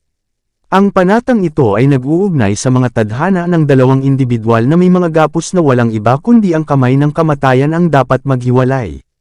Ang bawat kasal na pakikipag-ugnayan ay dapat na maingat na isaalang-alang, para sa kasal ay isang hakbang na ginawa para sa buhay. Parehong ang lalaki at babae ay dapat na maingat na isaalang-alang kung sila ay maaaring kumapit sa isa't isa sa pamamagitan ng mga pagbabago sa buhay hanggat silang dalawa ay nabubuhay. Itinuwid ni Jesus ang mga maling paniniwala sa pag-aasawa, sa mga Hudyo, pinahintulutan ng isang lalaki na ihiwalay ang kanyang asawa para sa pinakamaliit na pagkakasala, at ang babae noon ay may kalayaang mag-asawang muli. Ang gawaing ito ay humantong sa malaking kahabag-habag at kasalanan. Sa sermon sa bundok ay malinaw na ipinahayag ni Jesus na walang pagwawakas ng tali ng kasal maliban sa pagtataksil sa panata ng kasal. Ang bawat isa, ang sabi niya, na ihiwalay ang kanyang asawa, maliban sa kadahilanan ng pakikiapid, ay ginagawa siyang mangangalunya, at ang sinumang magpakasal sa kanya nang siya ay hiwalayan ay nagkakasala ng pangangalunya. Nang ang mga pariso pagkatapos ay tanungin siya tungkol sa pagiging matuwid ng diborsyo, itinuro ni Jesus ang kanyang mga tagapakinig pabalik sa institusyon ng kasal na itinalaga sa paglikha. Dahil sa katigasan ng inyong mga puso, sabi niya, pinahintulutan kayo ni Moises na hiwalayan ang inyong mga asawa, ngunit sa pasimula ay hindi gayon. Tinukoy niya sila sa mapalad na mga araw ng Eden nang ipahayag ng Diyos ang lahat ng bagay na napakabuti. Pagkatapos ang kasal at ang Sabbath ay nagmula, kambal na institusyon para sa kaluwalhatian ng Diyos sa kapakinabangan ng sangkatauhan. Pagkatapos, habang ang manlilikha ay nagsanib sa mga kamay ng banal na mag-asawa sa kasal, na nagsasabing, iiwan ng lalaki ang kanyang ama at ang kanyang ina, at makikasama sa kanyang asawa, at sila ay magiging isa, kanyang binigkas ang batas ng kasal para sa lahat, ang mga anak ni Adan hanggang sa katapusan ng panahon. Ang sinabi ng walang hanggang ama mismo na mabuti ay ang batas ng pinakamataas na pagpapala at pag-unlad para sa tao. Dumating si Jesus sa ating mundo upang ituwid ang mga pagkakamali at ibalik ang moral na imahe ng Diyos sa tao. Ang mga maling damdamin tungkol sa kasal ay nakahanap ng lugar sa isipan ng mga guro ng Israel. Ginagawa nilang walang epekto ang sagradong institusyon ng kasal. Ang lalaki ay naging napakatigas ng puso na para sa pinakawalang halaga na dahilan ay humiwalay siya sa kanyang asawa, o, kung pipiliin niya, ihihiwalay niya ito sa mga anak at paalisin siya. Ito ay itinuturing na isang malaking kahihiyan at madalas na sinamahan ng pinakamatinding pagdurusa sa bahagi ng itinapon. Dumating si Kristo upang ituwid ang mga kasamaang ito, at ang kanyang unang himala ay ginawa sa okasyon ng kasal. Kaya ipinahayag niya sa mundo na ang kasal kapag pinananatiling dalisay at walang dunges ay isang sagradong institusyon. Payo sa isang nag-iisip ng diborsyo, ang iyong mga ideya hinggil sa relasyon ng mag-asawa ay mali. Walang iba kundi ang paglabag sa marriage bed ang maaaring masira o mapawalang bisa ang marriage vow. Nabubuhay tayo sa mapanganib na mga panahon, kung kailan walang katiyakan sa anumang bagay maliban sa matatag at hindi natitinag na pananampalataya kay Hesukristo. Walang puso na maaaring hindi mapalayo sa Diyos sa pamamagitan ng mga lalang ni Satanas, kung ang isa ay hindi magbantay sa panalangin. Ang iyong kalusugan ay nasa mas mabuting kalagayan kung ang iyong isip ay nasa kapayapaan at pahinga, ngunit ito ay naging malito at hindi balanse, at hindi tama ang iyong pangangatwiran tungkol sa usapin ng diborsyo. Ang iyong mga pananaw ay hindi maaaring mapanatili sa lupa kung saan ka nangangatwiran. Ang mga tao ay walang kalayaan na gumawa ng pamantayan ng batas para sa kanilang sarili, upang iwasan ang batas ng Diyos at pasayahin ang kanilang sariling hilig. Dapat silang makarating sa dakilang moral na pamantayan ng katwiran ng Diyos. Isang dahilan lamang ang ibinigay ng Diyos kung bakit dapat iwanan ng asawang babae ang kanyang asawa, o iwan ng asawang lalaki ang kanyang asawa, na ang pangangalunya. Hayaang isaalang-alang ang lupang ito ng may panalangin. Payo sa hiwalay na mag-asawa, kapatid ko, matagal na kayong hindi nagsasama. Hindi mo dapat ituloy ang kursong ito at hindi mo gagawin iyon kung pareho kayong naglilinang ng pasensya, kabaitan, at pagtitiis na dapat na umiiral sa pagitan ng mag-asawa. Wala sa alinman sa inyo ang dapat mag-set up ng sarili ninyong kalooban at subukang isagawa ang inyong mga individual na ideya at plano anuman ang maaaring maging kahihinatnan. Wala sa inyo ang dapat maging determinadong gawin ang gusto ninyo. Hayaang ang lumalambot, mapang-akit na impluwensya ng Espiritu ng Diyos ay kumilos sa inyong mga puso at maging angkop sa inyo para sa gawaing pagsasanay sa inyong mga anak. Magsumamo sa inyong makalangit na Ama na huwag kayong magpadala sa taksong magsalita ng walang pasensya, malupit, kusang paraan sa isa't isa, ang asawa sa asawa, at ang asawa sa asawa. Pareho kayong may hindi perpektong karakter. Dahil hindi kayo nasa ilalim ng kontrol ng Diyos, ang inyong paggawi sa isa't isa ay hindi matalino. Isinasamo ko sa iyo na dalhin ang iyong sarili sa ilalim ng kontrol ng Diyos.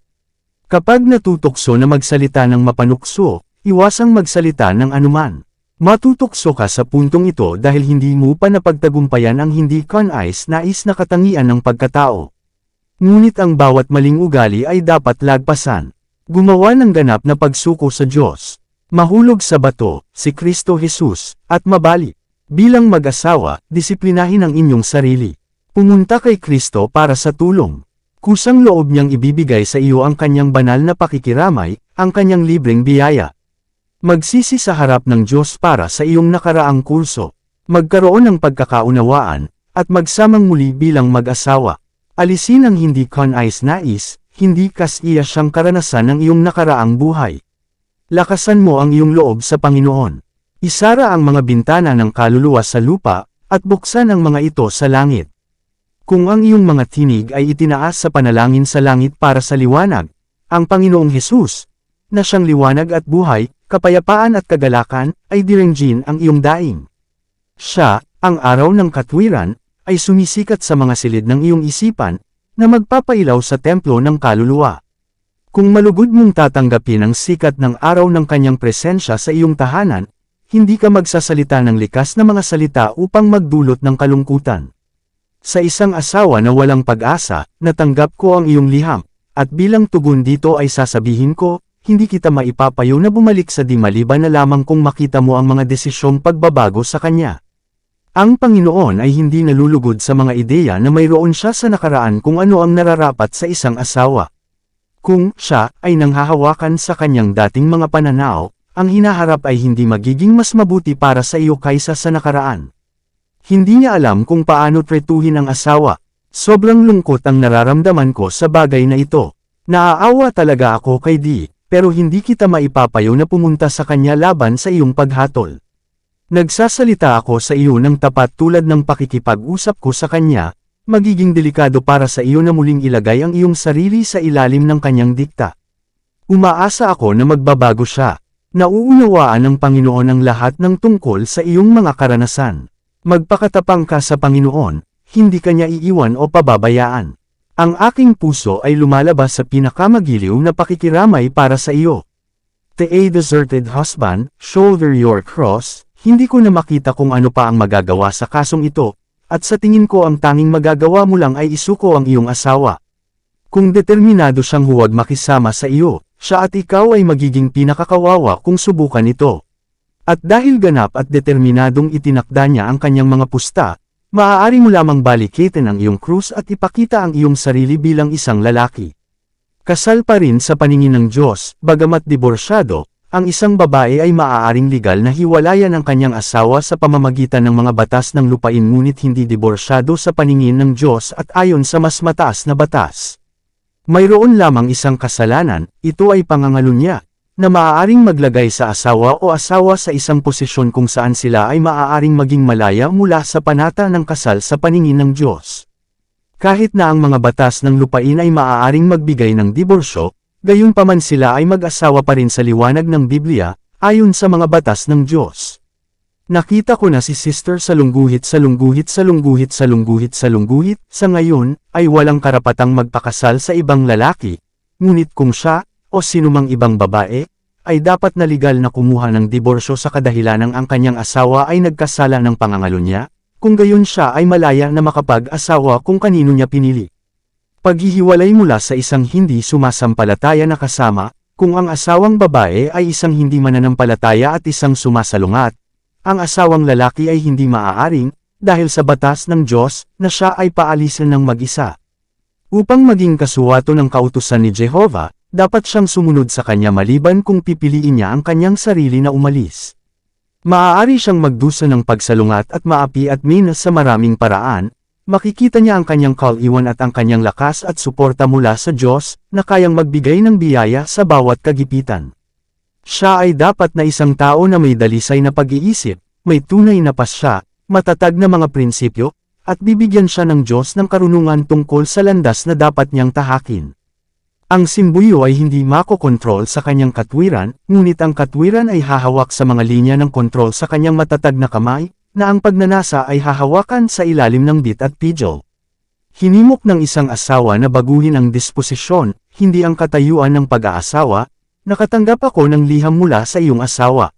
Sasabihin ko na mayroon lamang isang bagay kung saan ang isang asawa ay maaaring legal na humiwalay sa kanyang asawa o isang asawa mula sa kanyang asawa, at iyon ay pangangalo niya.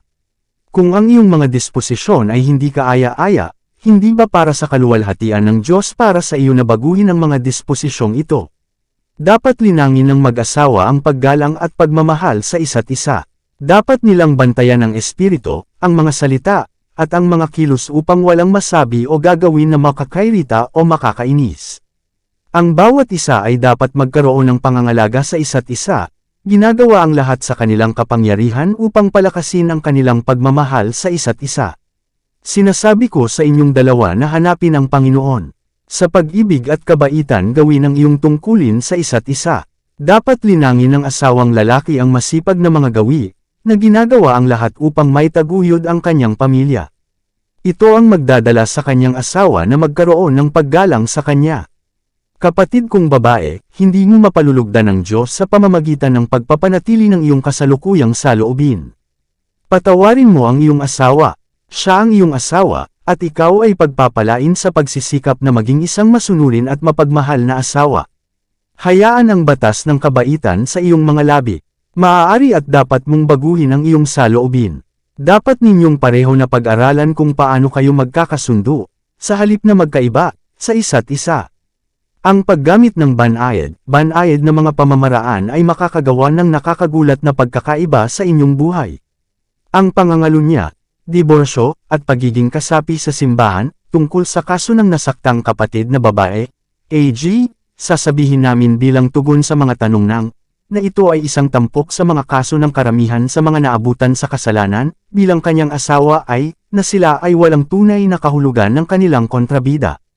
Ang ilan, gayunpaman, ay ginagawa at naibalik sa simbahan, ngunit hindi hanggang sa sila ay karapat-dapat sa pagtitiwala ng mga tao ng Diyos sa pamamagitan ng hindi karapat-dapat na mga pagtatapat at isang panahon ng taos-pusong pagsisisi. Ang kasong ito ay nagpapakita ng mga paghihirap na hindi matatagpuan sa ilan, at idaragdag lamang namin ang mga sumusunod. Isa, sa mga kaso ng paglabag sa ikapitong utos kung saan ang nagkasala na partido ay hindi nagpapakita ng tunay na pagsisisi, kung ang nasaktang partido ay maaaring makakuha ng diborsyo ng hindi gumagawa ng kanilang sariling mga kaso at ng kanilang mga anak, kung mayroon sila, mas masahol pa sa paggawa nito, dapat libre sila. Dalawa, kung sila ay mananagot na ilagay ang kanilang mga sarili at ang kanilang mga anak sa mas masamang kalagayan sa pamamagitan ng isang diborsyo, wala tayong alam na banal na kasulatan na magpapakasala sa inosenteng partido sa pamamagitan ng pananatili. Tatlo, ang oras at paggawa at panalangin at pagtitiyaga at pananampalataya at isang makadiyos na buhay ay maaaring gumawa ng isang reforma.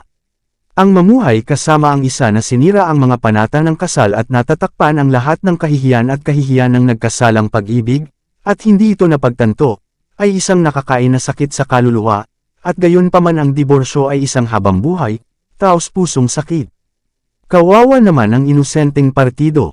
Dapat pag-isipang mabuti ang kasal bago ang kontrata. 4. Bakit? Bakit? Ang mga kalalakihan at kababaihan ba na maaaring kagalang-galang at mabubuti at maabot ang langit sa wakas ay ipagbibili ang kanilang mga sarili sa dyablo ng napakamura, nasugatan ang kanilang mga kaibigan sa dibdib, kahihiyan ang kanilang mga pamilya, magdadala ng kadastaan sa layunin, at sa wakas ay mapupunta sa impyerno. Maawa ka sa Diyos. Bakit ang mga naabutan sa krimen ay hindi magpapakita ng pagsisisi na katumbas ng kalubhaan ng kanilang krimen at lumipad kay Kristo para sa awa at pagalingin, hangga't maaari, ang mga sugat na kanilang ginawa? 5. Ngunit, kung hindi nila gagawin ang dapat nilang gawin, at kung ang inosente ay nawala ang legal na karapatan sa isang diborsyo, sa pamamagitan ng pamumuhay kasama ng nagkasala pagkatapos malaman ang kanyang pagkakasala, hindi natin nakikita na ang kasalanan ay nakasalalay sa mga inosente sa pananatili, at ang kanyang moral na karapatan sa pag-alis ay tila kaduda-dadaang, kung ang kanyang kalusugan at buhay ay hindi lubos na nanganganib sa natitira. Tandaan, ito ay isa sa napakakaunting mga pahayag na ibibigay nina James at Ellen White. Sapagkat ito ay nilagdaan ng dalawa, Ito ay maliwanag na ang mga pananaw na ipinahayag ay nagkaroon ng buong sanksyon ni Mrs. White. Dapat pansinin na ang pagpapanumbalik ng pagiging miyembro ng simbahan na tinutukoy sa panimulang talata ng seksyon ay hindi laban sa background ng diborsyo, ngunit ng pangangalunya. Ang talata ay walang anumang sanggunian sa diborsyo. Ang mga pagtukoy sa diborsyo at pagiging miyembro ng simbahan sa kasunod na mga talata ay nauugnay, hindi sa nagkasalang asawang lalaki, kundi sa nasaktang asawang babae at sa kanyang pagiging miyembro ng simbahan sakaling magpasya siyang diborsyo o dapat siyang magpasya na manatili sa kanyang asawa, mga tagapag-ipon. Kabanata 57, saloobin sa isang hindi sumasampalataya na kasama. Tandaan, ang kabanatang ito ay higit sa lahat ay mga komunikasyon sa nababagabag na mga mananampalataya na humihingi ng payo, mga nagtitipon. Dapat bang iwan ng isang Kristiyanong asawa ang isang hindi sumasampalataya na asawa? Ang mga liham ay dumating sa akin mula sa mga ina, na nagsasalaysay ng kanilang mga pagsubok sa tahanan at humihingi ng payo sa akin. Ang isa sa mga kasong ito ay magsisilbing kumakatawan sa marami. Ang asawa at ama ay hindi isang mananampalataya, at lahat ay ginagawang mahirap para sa ina sa pagsasanay ng kanyang mga anak. Ang asawa ay isang bastos na lalaki, bulgar at mapang-abuso sa kanyang wika sa kanya, at tinuturuan niya ang mga bata na baliwalain ang kanyang awtoridad. Kapag sinusubukan niyang manalangin kasama sila, papasok siya at gagawa ng lahat ng kanyang makakaya at susugod sa pagsumpa sa Diyos at pagbubantan ng masasamang salita sa Biblia. Siya ay pinanghihinaan ng loob na ang buhay ay isang pabigat sa kanya. Anong kabutihan ang magagawa niya? Ano ang pakinabang sa kanyang mga anak para manatili siya sa bahay? Nadama niya ang marubdob na pagnanais na gumawa ng ilang gawain sa ubasan ng Panginoon at naisip niya na mas mabuting iwanan ang kanyang pamilya kaysa manatili habang patuloy na tinuturuan ng asawa at ama ang mga anak na huwag igalang at suwayin siya. Sa ganitong mga kaso, ang payo ko, mga ina, anuman ang mga pagsubok na matatawag sa inyo na tiisin sa kahirapan, sa pamamagitan ng mga sugat at pasa ng kaluluwa, mula sa malupit, mapagmataas na palagay ng asawa at ama, huwag iwanan ang inyong mga anak, huwag mo silang isuko sa impluensya ng isang walang Diyos na ama. Ang iyong gawain ay upang kontrahin ang gawain ng ama, na tila nasa ilalim ng kontrol ni Satanas. Magbigay ng buhay na halimbawa ng pagpipigil sa sarili, mayroon kang mga pagsubok, alam ko, ngunit mayroong isang bagay tulad ng pagpapakita ng diwa ng pagmamaneho kaysa sa pagguhit. Kailangan ng iyong asawa sa bawat araw na makakita ng isang buhay na halimbawa ng pasensya at pagpipigil sa sarili. Gawin ang lahat ng pagsisikap na pasayahin siya, ngunit huwag isuko ang isang alituntunin ng katotohanan. Kinakailangan ni Kristo ang buong pagkatao sa kanyang paglilingkod, puso, kaluluwa, isip, at lakas. Habang binibigay mo sa kanya ang hinihiling niya sa iyo, kakatawan mo siya sa karakter. Hayaang makita ng iyong asawa ang Espiritu Santo na kumikilos sa iyo. Maging maingat at maalalahanin, matyaga at mapagpasensya. Huwag ipilit ang katotohanan sa kanya. Gawin ang iyong tungkulin bilang isang asawang babae, at pagkatapos ay tingnan kung ang kanyang puso ay hindi naantig. Ang iyong pagmamahal ay hindi dapat maalis sa iyong asawa. Pakiusap siya sa lahat ng posibleng paraan. Huwag hayaang ihiwalay ka ng iyong paniniwala sa relihiyon. Sundin ng buong puso ang Diyos, at pasayahin ang iyong asawa saan man maaari mo. Hayaang makita ng lahat na mahal mo si Jesus at nagtitiwala sa Kanya. Bigyan ang iyong asawa at ang iyong mga sumasampalataya at hindi naniniwala na mga kaibigan ng ebidensya na nais mong makita nila ang kagandahan ng katotohanan. Ngunit huwag ipakita ang masakit, nag-aalalang pagkabalisa na kadalasang sumisira sa isang mabuting gawain. Huwag hayaan ang isang salita ng pagsisi o paghanap ng kamalian sa pandinig ng iyong asawa. Kung minsan ay dumadaan ka sa makipot na lugar, ngunit huwag mong pag-usapan ang mga pagsubok na ito. Ang katahimikan ay mahusay magsalita. Ang padalos-dalos na pananalita ay madaragdagan lamang ang iyong kalungkutan. Maging masayahin at masaya. Dalhin ang lahat ng posibleng sikat ng araw sa iyong tahanan, at isara ang mga anino. Hayaang sumikat ang maliwanag na sinag ng araw ng katwiran sa mga silid ng templo ng iyong kaluluwa. Pagkatapos ang halimuyak ng buhay Kristiyano ay dadalhin sa iyong pamilya. Walang pag-iisipan ng mga bagay na hindi kanais-nais, na maraming beses na walang katotohanan sa mga ito. Isang painang asawa na pinayuhan na panatilihing masaya. Mayroon kang dobleng responsibilidad dahil inilayo ng iyong asawa ang kanyang mukha kay Jesus. Alam kong isang malaking kalungkutan para sa iyo ang tumayong mag-isa, hanggang sa gawin ang salita. Ngunit paano mo nalaman, o asawa, ngunit na ang iyong patuloy na buhay ng pananampalataya at pagsunod ay makapagpabalik sa iyong asawa sa katotohanan. Hayaan ang mga mahal na anak na dalhin kay Jesus. Sa simpleng wika sabihin sa kanila ang mga salita ng katotohanan. Kantahan sila ng kaaya-aya, kaakit-akit na mga awit na naghahayag ng pag-ibig ni Kristo. Dalhin ang iyong mga anak kay Jesus, dahil mahal niya ang maliliit na bata. Manatiling masayahin. Huwag kalimutan na mayroon kang mang-aaliw, ang banal na espiritu, na itinalaga ni Kristo. Hindi ka nag-iisa. Kung makikinig ka sa tinig na ngayon ay nagsasalita sa iyo. Kung tutugon ka ng walang pag-aalinlangan sa pagkatok sa pintuan ng iyong puso, pumasok ka, Panginoong Jesus, upang ako ay makasalo sa iyo, at ikaw ay kasama ko, ang papasok ang makalangit na panauhin. Kapag ang elementong ito, na lahat ay banal, ay nananatili sa iyo, mayroong kapayapaan at kapahingahan. Panatilihin ang mga prinsipyo ng Kristiyano, ang sambahayan kung saan hindi sinasamba ang Diyos ay parang barko sa gitna ng dagat na walang piloto o timon. Ang unos ay humahampas at humahampas dito, at may panganib na ang lahat ng sakay ay mapahamak. Igalang ang iyong buhay at ang buhay ng iyong mga anak bilang mahalaga para kay Kristo, dahil kailangan mong makilala sila at ang iyong asawa sa harap ng trono ng Diyos. Ang iyong matatag na mga prinsipyong Kristiyano ay hindi dapat maging mahina, ngunit mas malakas at mas malakas. Gaano man kalaki ang inis ng iyong asawa, gaano man siya kalakas na sumalungat sa iyo, dapat kang magpakita ng pare-pareho, tapat, Kristiyanong katatagan. At saka anuman ang masabi niya, sa puso at paghuhusga ay maaari kanyang igalang, kung siya ay may pusong laman. Ang mga pag-aangkin ng Diyos ay mauuna, tandaan, kinuha mula sa kabanata na, mga babala at pagsaway, kung saan matatagpuan ang mga patuto sa ilang miyembro sa isang partikular na simbahan. Ito ay kasunod ng isang mensahe na naka-address sa isang kapatid na si T, mga compiler, pagkatapos ay ipinakita sa akin ang kanyang manugang. Siya ay minamahal ng Diyos, ngunit nakagapos sa pagkaalipin, natatakot, nanginginig, nanlulumo, nag-aalinlangan, at labis na kinakabahan. Hindi dapat madama ng kapatid na ito na dapat niyang ibigay ang kanyang kalooban sa isang walang Diyos na kabataan na may mas kaunting mga taon sa kanyang ulo kaysa sa kanyang sarili. Dapat niyang tandaan na ang kanyang kasal ay hindi sumisira sa kanyang pagkatao. Ang Diyos ay may mga pag-aangkin sa kanya na mas mataas kaysa sa anumang pag-aangkin sa lupa. Binili siya ni Kristo ng sarili niyang dugo.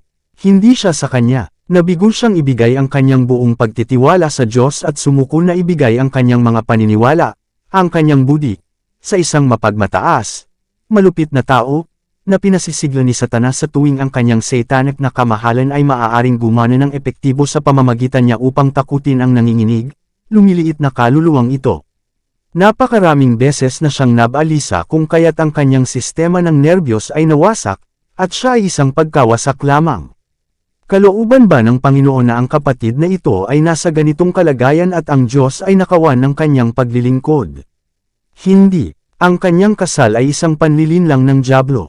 Ngunit ngayon ay dapat niyang gawin ang lahat ng makakaya nito, pakitunguhan ang kanyang asawa ng may lamang, at pasayahin siya sa abot ng kanyang makakaya ng hindi nilalabag ang kanyang budi, sapagkat kung mananatili siya sa kanyang paghihimagsik, ang mundong ito ay ang lahat ng langit na kanyang mapapasailalim. Ngunit ang pag-alis sa sarili ng pribilehiyo ng mga pagpupulong, upang bigyang kasiyahan ang isang mapagmataas na asawang nagtataglay ng espiritu ng dragon, ay hindi ayon sa kalooban ng Diyos. At ang isa ay nagsabi, ako ay nag-asawa ng isang asawa, at sa makatuwid ay hindi ako makakapunta.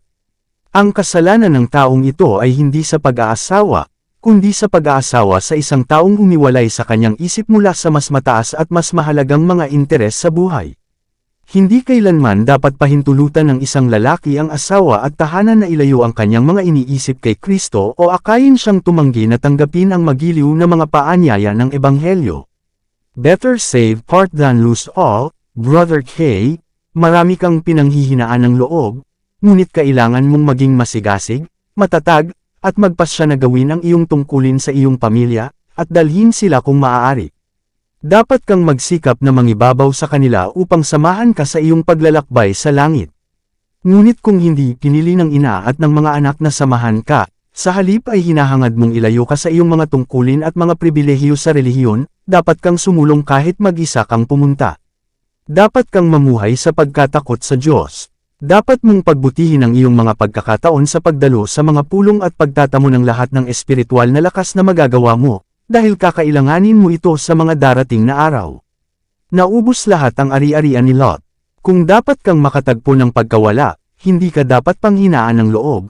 At kung isang bahagi lang ng iyong pamilya ang mailigtas mo, ito ay higit na mabuti kaysa mawala ang lahat. Kabanata 58, ang pamilya ng ministro. Buhay pantahanan ng ministro upang maging halimbawa ng mensahe. Idinisenyo ng Diyos na sa kanyang buhay tahanan ang guro ng Biblia ay isang halimbawa ng mga katotohanang itinuturo niya. Kung ano ang isang tao ay may mas malaking impluensya kaysa sa kanyang sinasabi. Ang kabanalan sa pang-araw-araw na buhay ay magbibigay ng kapangyarihan sa pampublikong patuto. Ang pasensya, pagkakapare-pareho, at pagmamahal ay magbibigay ng impresyon sa mga puso na hindi naabot ng mga sermon. Kung ipagpatuloy ng maayos, ang pagsasanay sa mga anak ng isang ministro ay maglalarawan ng mga aral na ibinibigay niya sa mesa. Ngunit kung, sa pamamagitan ng maling edukasyong na ibigay niya sa kanyang mga anak, ang isang ministro ay nagpapakita ng kanyang kawalan ng kakayahan na pamahalaan at kontrolin, kailangan niyang matutunan na hinihiling ng Diyos sa kanya na wastong disiplinahin ang mga anak na ibinigay sa kanya bago niya magawa ang kanyang tungkulin bilang pastol ng kawan ng Diyos. Ang kanyang unang tungkulin ay sa kanyang mga anak, ang mga tungkulin ng ministro ay nasa paligid niya, sa malapit at sa malayo, ngunit ang kanyang unang tungkulin ay sa kanyang mga anak. Hindi siya dapat maging masyadong abala sa kanyang mga tungkulin sa labas upang mapabayaan ang pagtuturo na kailangan ng kanyang mga anak. Maaaring tingnan niya ang kanyang mga tungkulin sa tahanan bilang hindi gaanong kahalagahan, ngunit sa katotohanan ang mga ito ay nakasalalay sa pinakapundasyon ng kagalingan ng mga individual at ng lipunan. Sa malaking antas ang kaligayahan ng mga kalalakihan at kababaihan at ang tagumpay ng simbahan ay nakasalalay sa impluwensya ng tahanan. Walang maaaring ay dahilan ng ministro para sa pagpapabe sa panloob na bilog para sa mas malaking bilog sa labas. Unahin ang espiritual na kapakanan ng kanyang pamilya. Sa araw ng huling pagtutuos ay itatanong ng Diyos kung ano ang ginawa niya upang maipanalo kay Kristo ang mga tinanggap niya ang responsibilidad na dalhin sa mundo. Ang malaking kabutihang nagawa para sa iba ay hindi makakansela sa utang na dapat niyang pangalagaan sa Diyos para sa sarili niyang mga anak. Ang laki ng impluwensya ng ministro, ang mga anak ng mga ministro ay sa ilang mga kaso ang pinakanapapabayaang mga bata sa mundo, sa kadahilanang ang ama ay kakaunti lamang ang kasama nila, at sila ay naiwan upang pumili ng kanilang sariling trabaho at libangan. Kahit na napakalaki ng kasamaan ng pagtataksil ng magulang sa anumang pagkakataon, mas malaki ang mga ito kapag nabubuhay sila sa mga pamilya ng mga itinalaga bilang mga guro ng mga tao. Kapag ang mga ito ay nabigong kontrolin ang kanilang sariling mga sambahayan, sila, sa pamamagitan ng kanilang maling halimbawa, ay naliligaw sa marami. Ang kanilang pagkakasala ay mas malaki kaysa sa iba dahil ang kanilang posisyon ay mas responsable. Asawa at mga anak pinakamahusay na hukom ng kanyang kabanalan, hindi ang relihiyon ng pulpito kundi ang relihiyon ng pamilya ang naghahayag ng ating tunay na pagkatao. Ang asawa ng ministro, ang kanyang mga anak, at yaong mga nagtatrabaho bilang mga katulong sa kanyang pamilya ay pinakamahusay na kwalipikadong humatol sa kanyang kabanalan. Ang isang mabuting tao ay magiging isang pagpapala sa kanyang sambahayan. Ang asawa, mga anak, at mga katulong ay magiging mas mabuti para sa kanyang relihiyon. Mga kapatid, dalhin si Kristo sa pamilya, buhatin siya sa pulpito, buhatin siya saan ka man pumunta. Kung gayon, hindi mo kailangang ipilit sa iba ang pangangailangang pahalagahan ng ministeryo, sapagkat taglayin mo ang makalangit na mga kredensyal na magpapatunay sa lahat na kayo ay mga lingkod ni Kristo. Ang asawa ng ministro, isang katulong o isang sagabal, kapag tinanggap ng isang lalaki ang mga responsibilidad ng isang ministro, inaangkin niya na siya ay tagapagsalita para sa Diyos, upang kunin ang mga salita mula sa bibig ng Diyos at ibigay ito sa mga tao. Kung gayon, gaano siya kalapit sa tabi ng dakilang pastol, gaanong kabab ang loob na dapat siyang lumakad sa harap ng Diyos, inilalayo ang sarili sa paningin at dinadakila si Kristo. At gaano kahalaga na ang karakter ng kanyang asawa ay maging ayon sa huwaran ng Biblia, at ang kanyang mga anak ay magpasakop ng buong kabigatan. Ang asawa ng isang ministro ng Ebanghelyo ay maaaring maging pinakamatagumpay na katulong at isang malaking pagpapala sa kanyang asawa o isang hadlang sa kanyang trabaho. Malaki ang nakasalalay sa asawa kung ang isang ministro ay babangon araw-araw sa kanyang saklaw ng pagiging kapaki-pakinabang, o kung siya ay lulubog sa ordinaryong antas. Nakita ko na ang mga asawa ng mga ministro ay dapat tumulong sa kanilang mga asawa sa kanilang mga gawain at maging tumpak at maingat kung anong impluwensya ang kanilang ibibigay, sapagkat sila ay binabantayan, at higit ang inaasahan sa kanila kaysa sa iba. Ang kanilang pananamit ay dapat maging isang halimbawa. Ang kanilang mga buhay at pag-uusap ay dapat na maging isang halimbawa, ang sarap ng buhay kaysa sa kamatayan. Nakita ko na dapat silang magkaroon ng isang mapagpakumbaba, maamo, ngunit mataas na paninindigan, na hindi nakikipag-usap sa mga bagay na hindi nakadirekta sa pag-iisip patungo sa langit. Ang dakilang pagtatanong ay dapat na, paano ko ililigtas ang sarili kong kaluluwa at magiging paraan ng pagliligtas sa iba? Nakita ko na walang kalahating pusong gawain sa bagay na ito ang tinatanggap ng Diyos. Nais niya ang buong puso at interes, o wala siya. Ang kanilang impluwensya ay nagsasabi, tiyak, hindi mapag-aalinlanganan, pabor sa katotohanan o laban dito. Nagtitipon sila kasama ni Jesus o nagkalat sa ibang bansa. Ang asawang hindi pinabanal ay ang pinakadakilang sumpa na maaaring taglayin ng isang ministro. Si Satanas ay palaging gumagawa upang sirain ang loob at iligaw ang mga ministro na pinili ng Diyos na mang-aral ng katotohanan. Ang pinaka-epektibong paraan kung saan siya makakapagtrabaho ay sa pamamagitan ng mga impluwensya sa tahanan, sa pamamagitan ng hindi nakatalagang mga kasama. Kung makokontrol niya ang kanilang pag-iisip, sa pamamagitan nila ay mas madaling makalapit siya sa asawang lalaki, na nagpapagaw sa salita at doktrina upang iligtas ang mga kaluluwa. Malaki ang kinalaman ni Satanas sa pagkontrol sa mga gawain ng mga ministro sa pamamagitan ng impluwensya ng makasarili, mapagmahal na mga kasama. Mga salita ng payo sa mga ministro tungkol sa pamamahala ng pamilya. Mayroon kang tungkuling dapat gawin sa tahanan na hindi mo maaaring iwasan ngunit maging tapat sa Diyos at sa iyong tiwala na ibinigay ng Diyos. Ang larangan ng Ebanghelyo ay ang mundo. Nais mong maghasik sa bukid ng katotohanan ng Ebanghelyo, naghihintay na didilidyan ng Diyos ang binhing itinanim upang ito ay magbunga. Ipinagkatiwala mo sa iyo ang isang maliit na kapirasong lupa, ngunit ang iyong sariling bakuran ay naiwan na lumaki na may mga dawag at mga tinik, habang ikaw ay nakikibahagi sa pag-aalis ng mga damo sa mga halamanan ng iba. Ito ay hindi isang maliit na gawain, ngunit isa sa magandang sandali. Ipinangangaral mo ang Ebanghelyo sa iba, sanayin mo ito sa bahay. Hanggang sa kayo ay magkaisa sa gawain ng wastong pagdidisiplina sa inyong anak, hayaan ang asawang babae na manatili sa kanyang anak na malayo sa pinangyarihan ng kanyang asawa, para walang halimbawa ng maluwag na disiplina ang dapat ibigay sa simbahan ng Diyos. Nakilala ko ang maraming ministro na hindi marunong maglakbay, na may dalang isang masungit na bata. Ang kanilang mga gawain sa pulpito ay sinalungat ng hindi magandang ugali na ipinakita ng kanilang mga anak. Maging interes sa mga anak ng iba, ang iyong interes ay hindi dapat lamunin sa iyong sariling pamilya nang hindi kasama ang iba. Kung nakikibahagi ka sa mabuting pakikitungo ng iyong mga kapatid, maaaring makatuwirang asahan nila ang isang kapalit. Tukuyin ang iyong mga interes sa mga magulang at mga anak, at hanggaring turuan at pagpalain. Pakabanalan ang iyong sarili sa gawain ng Diyos, at maging isang pagpapala sa mga taong nagbibigay aliw sa iyo, nakikipag-usap sa mga magulang at sa anumang kaso ay hindi pinapansin ang mga bata. Huwag isipin na ang iyong sariling maliit na bata ay mas mahalaga sa paningin ng Diyos kaysa sa ibang mga bata.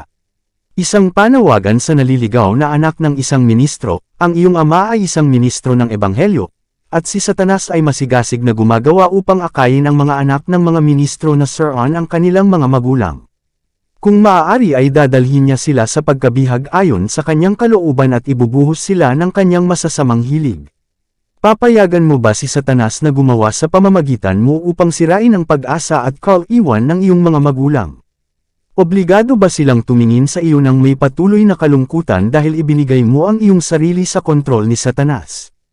Ipaubaya mo ba sila sa panghihina ng loob sa pag-iisip na sila ay nagpalaki ng mga bata na tumatangging turuan nila, na sumusunod sa kanilang sariling mga hilig anuman ang mangyari? Mayroon kang magandang impulses, at ginigising mo ang pag-asa at pag-asa sa isipan ng iyong mga magulang, ngunit, sa ngayon, wala kang kapangyarihan na labanan ang tukso, at si Satanas ay nagagalak sa iyong kahandaang gawin ang ayon sa kanyang nais. Kadalasan ay gumagawa ka ng mga pahayag na nagbibigay inspirasyon sa iyong mga magulang ng pag-asa, ngunit kung gaano kadalas ay nabigo ka dahil hindi mo lalabanan ang kaaway. Hindi mo malalaman kung gaano kasakit ang iyong ama at ina kapag ikaw ay nasa panig ni Satanas. Maraming beses mong sasabihin, hindi ko magagawa ito, at hindi ko magagawa iyon, kapag alam mo na ang mga bagay na sinasabi mong hindi mo magagawa ay tama para sa iyo na gawin. Maaari mong labanan ang kaaway, hindi sa iyong sariling lakas, ngunit sa lakas na laging handang ibigay sa iyo ng Diyos. Ang pagtitiwala sa kanyang salita, hinding-hindi mo sasabihin, hindi ko kaya. Sumasamo ako sa inyo sa pangalan ng Panginoon na bumaling bago maging huli ang lahat. Dahil ikaw ay anak ng mga magulang na katrabaho ng Diyos, dapat kang maging isang batang lalaki na may mabuting kalooban, ngunit kadalasan, dahil sa iyong pagkaligaw, sinisiraan mo ang iyong ama at ina at sinasalungat ang gawaing hinahangad nilang gawin. Hindi pa ba sapat ang iyong ina upang apihin at durugan ang kanyang espiritu nang wala ang iyong pagkaligaw? Sinisiraan mo ang iyong ama at ina at sinasalungat ang gawaing hinahangad nilang gawin. Hindi pa ba sapat ang iyong ina upang apihin at durugan ang kanyang espiritu nang wala ang iyong pagkaligaw? Ipagpatuloy mo pa ba ang ganoong paraan na ang puso ng iyong ama ay mabibigat sa kalungkutan?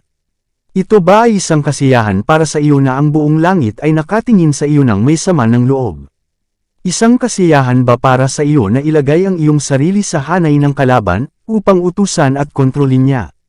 O, na ngayon, habang ito ay tinatawag ngayon, ikaw ay bumaling sa Panginoon. Ang bawat gawa mo ay nagpapabuti o nagpapasama sa iyo. Kung ang iyong mga aksyon ay nasa panig ni Satanas, sila ay nag-iiwan sa kanila ng isang impluwensya na patuloy na gumagawa ng masasamang resulta nito.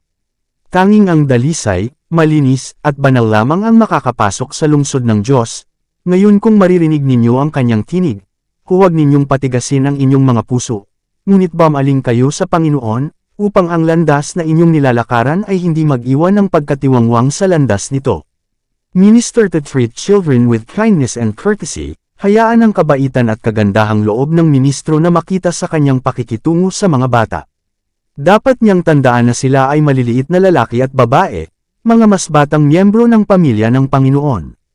Ang mga ito ay maaaring napakalapit at mahal sa guro at, kung matuturuan at madidisiplina ng maayos, ay maglilingkod sa kanya, maging sa kanilang kabataan. Si Kristo ay nagdadalamati sa bawat malupit, marahas, at walang konsiderasyon na salita na binibigkas sa mga bata.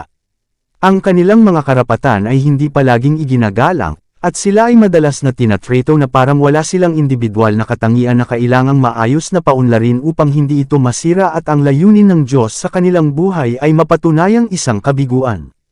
Hayaang alagaan ng simbahan ang mga tupa ng kawan, na ginagawa ang bawat impluwensya sa kanilang kapangyarihan upang makuha ang pagmamahal ng mga bata at itali sila sa katotohanan.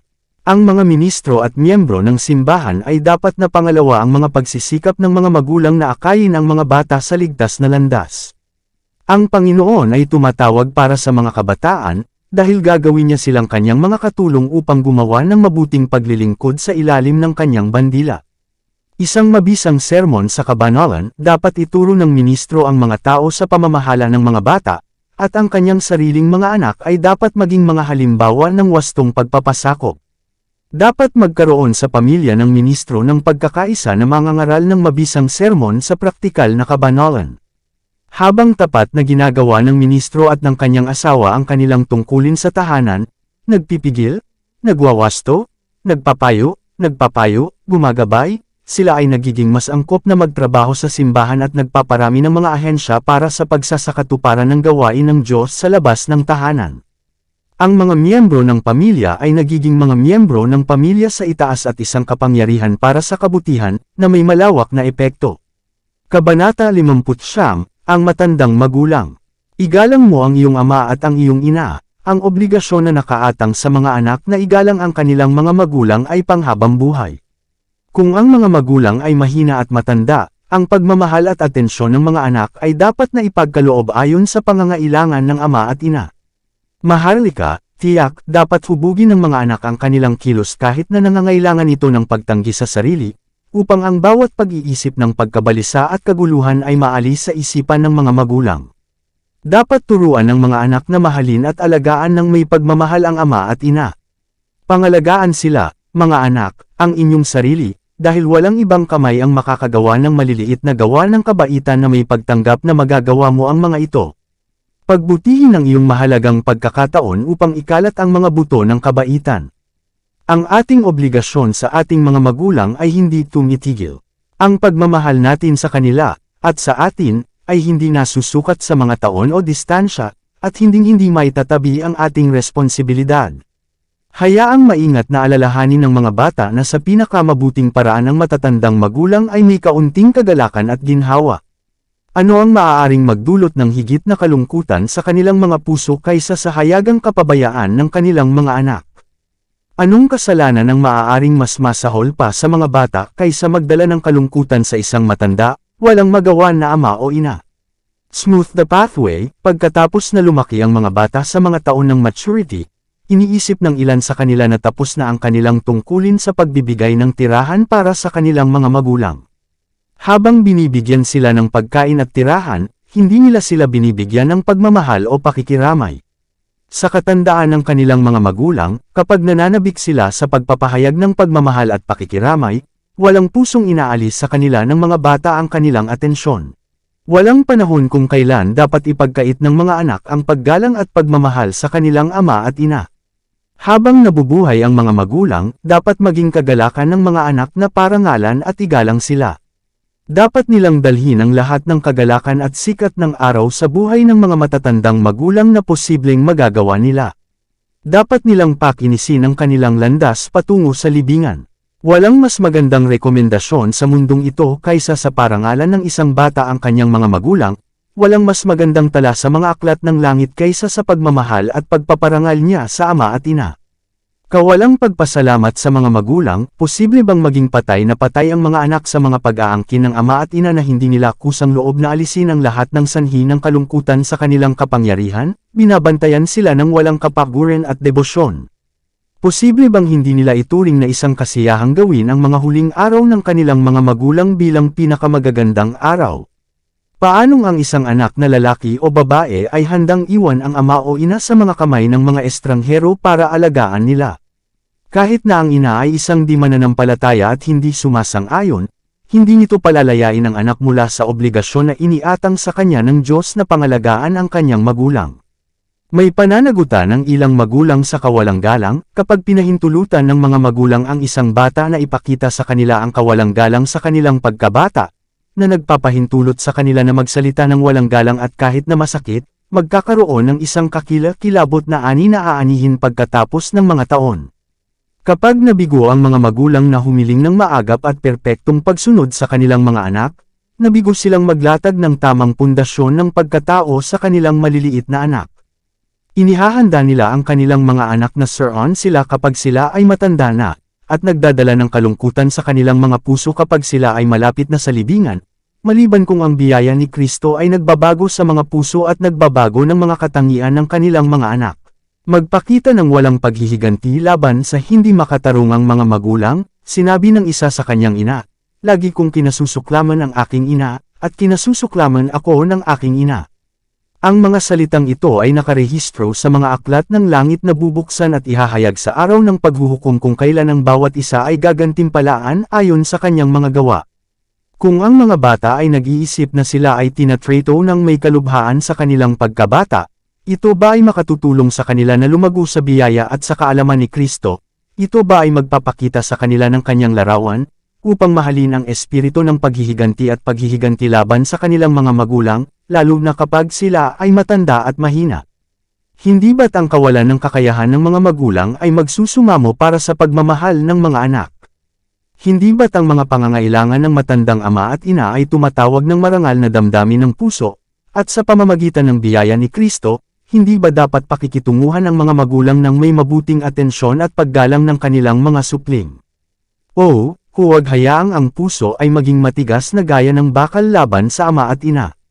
Paanong ang isang anak na babae na nagpapahayag ng pangalan ni Kristo ay magnumalaki ng puot laban sa kanyang ina, lalo na kung ang inang iyon ay may sakit at matanda na? Hayaan ang kabaitan at pagmamahal, ang pinakamatamis na bunga ng buhay Kristiyano, na makahanap ng lugar sa puso ng mga anak patungo sa kanilang mga magulang. Maging matyaga sa mga karamdaman, lalong nakakatakot ang pag-iisip ng isang bata na bumabelang sa pagkapuot sa isang ina na tumanda na at mahina, kung saan dumaan ang mga kahinaan ng disposisyong iyon sa ikalawang pagkabata. Anong pagtitiyaga, pagkagiliw, dapat natiisin ng mga bata ang gayong ina? Ang magiliw na mga salita na hindi makakairita sa espiritu ay dapat bigkasan. Ang isang tunay na Kristiyano ay hindi kailanman magiging malupit, hindi kailanman sa ilalim ng anumang mga kalagayan ay magpapabaya sa kanyang ama o ina, ngunit susundin ang utos, igalang mo ang iyong ama at ang iyong ina. Sinabi ng Diyos, ikaw ay babangon sa harap ng may uban, at pararangalan ang mukha ng matanda. Mga anak, hayaan ang iyong mga magulang, na may kapansanan at hindi kayang alagaan ang kanilang sarili, na mahanap ang kanilang mga huling araw na puno ng kasiyahan, kapayapaan, at pagmamahal. Para sa kapakanan ni Kristo hayaan silang bumaba sa libingan na tumatanggap lamang mula sa iyo ng mga salita ng kabaitan, pagmamahal, awa, at pagpapatawad. Nais mo na ang Panginoon ay mahalin at mahabag at patawarin ka, at ayusin ang lahat ng iyong higaan sa iyong karamdaman, at hindi mo ba tretuhin ang iba tulad ng nais mong tretuhin ang iyong sarili? Ang plano ng Diyos sa pangangalaga sa mga nakatatanda, ang usapin ng pangangalaga sa ating matatandang mga kapatid na walang tahanan ay patuloy na hinihimok. Ano ang maaaring gawin para sa kanila? Ang liwanag na ibinigay sa akin ng Panginoon ay naulit, hindi pinakamainam na magtatag ng mga institusyon para sa pangangalaga sa mga matatanda, upang sila ay magkaisa. Hindi rin sila dapat paalisin sa bahay upang tumanggap ng pangangalaga. Hayaang maglingkod ang mga miyembro ng bawat pamilya sa kanilang sariling mga kamag-anak. Kapag hindi ito posible, ang gawain ay pag-aari ng simbahan, at dapat itong tanggapin kapwa bilang isang tungkulin at bilang isang pribilehiyo. Lahat ng may espiritu ni Kristo ay ituturing ang mahihina at matanda ng may espesyal na paggalang at lamang. Isang pribilehiyo na nagdudulot ng kasiyahan at kagalakan, ang pag-iisip na ang mga anak ay naglingkod sa kal-iwan ng kanilang mga magulang ay isang pag-iisip ng kasiyahan sa buong buhay, at lalo silang magdadala ng kagalakan kapag sila mismo ay nangangailangan ng simpatiya at pagmamahal. Yaong mga pusong puno ng pagmamahal ay ituturing ang pribilehiyong pakinisin ang daanan patungo sa libingan para sa kanilang mga magulang bilang isang hindi matatawaran na pribilehiyo. Magagalak sila na may bahagi sila sa pagbibigay ng kal-iwan at kapayapaan sa mga huling araw ng kanilang mahal na mga magulang. Ang gumawa ng iba kaysa rito, ang ipagkait sa mga walang magawang matatanda ang mabait na paglilingkod ng mga anak na lalaki at babae, ay pupunuin ang kaluluwa ng pagsisisi, ang mga araw ng panghihinayang, kung ang ating mga puso ay hindi tumigas at malamig na parang bato. Dito nagtatapos ang seksyon 12, Kabanata 52 hanggang Kabanata 59. Para updated ka sa susunod na seksyon ay huwag kalimutang mag-like at mag-subscribe at mag-follow sa ating channel Renilab TV. Maraming salamat po.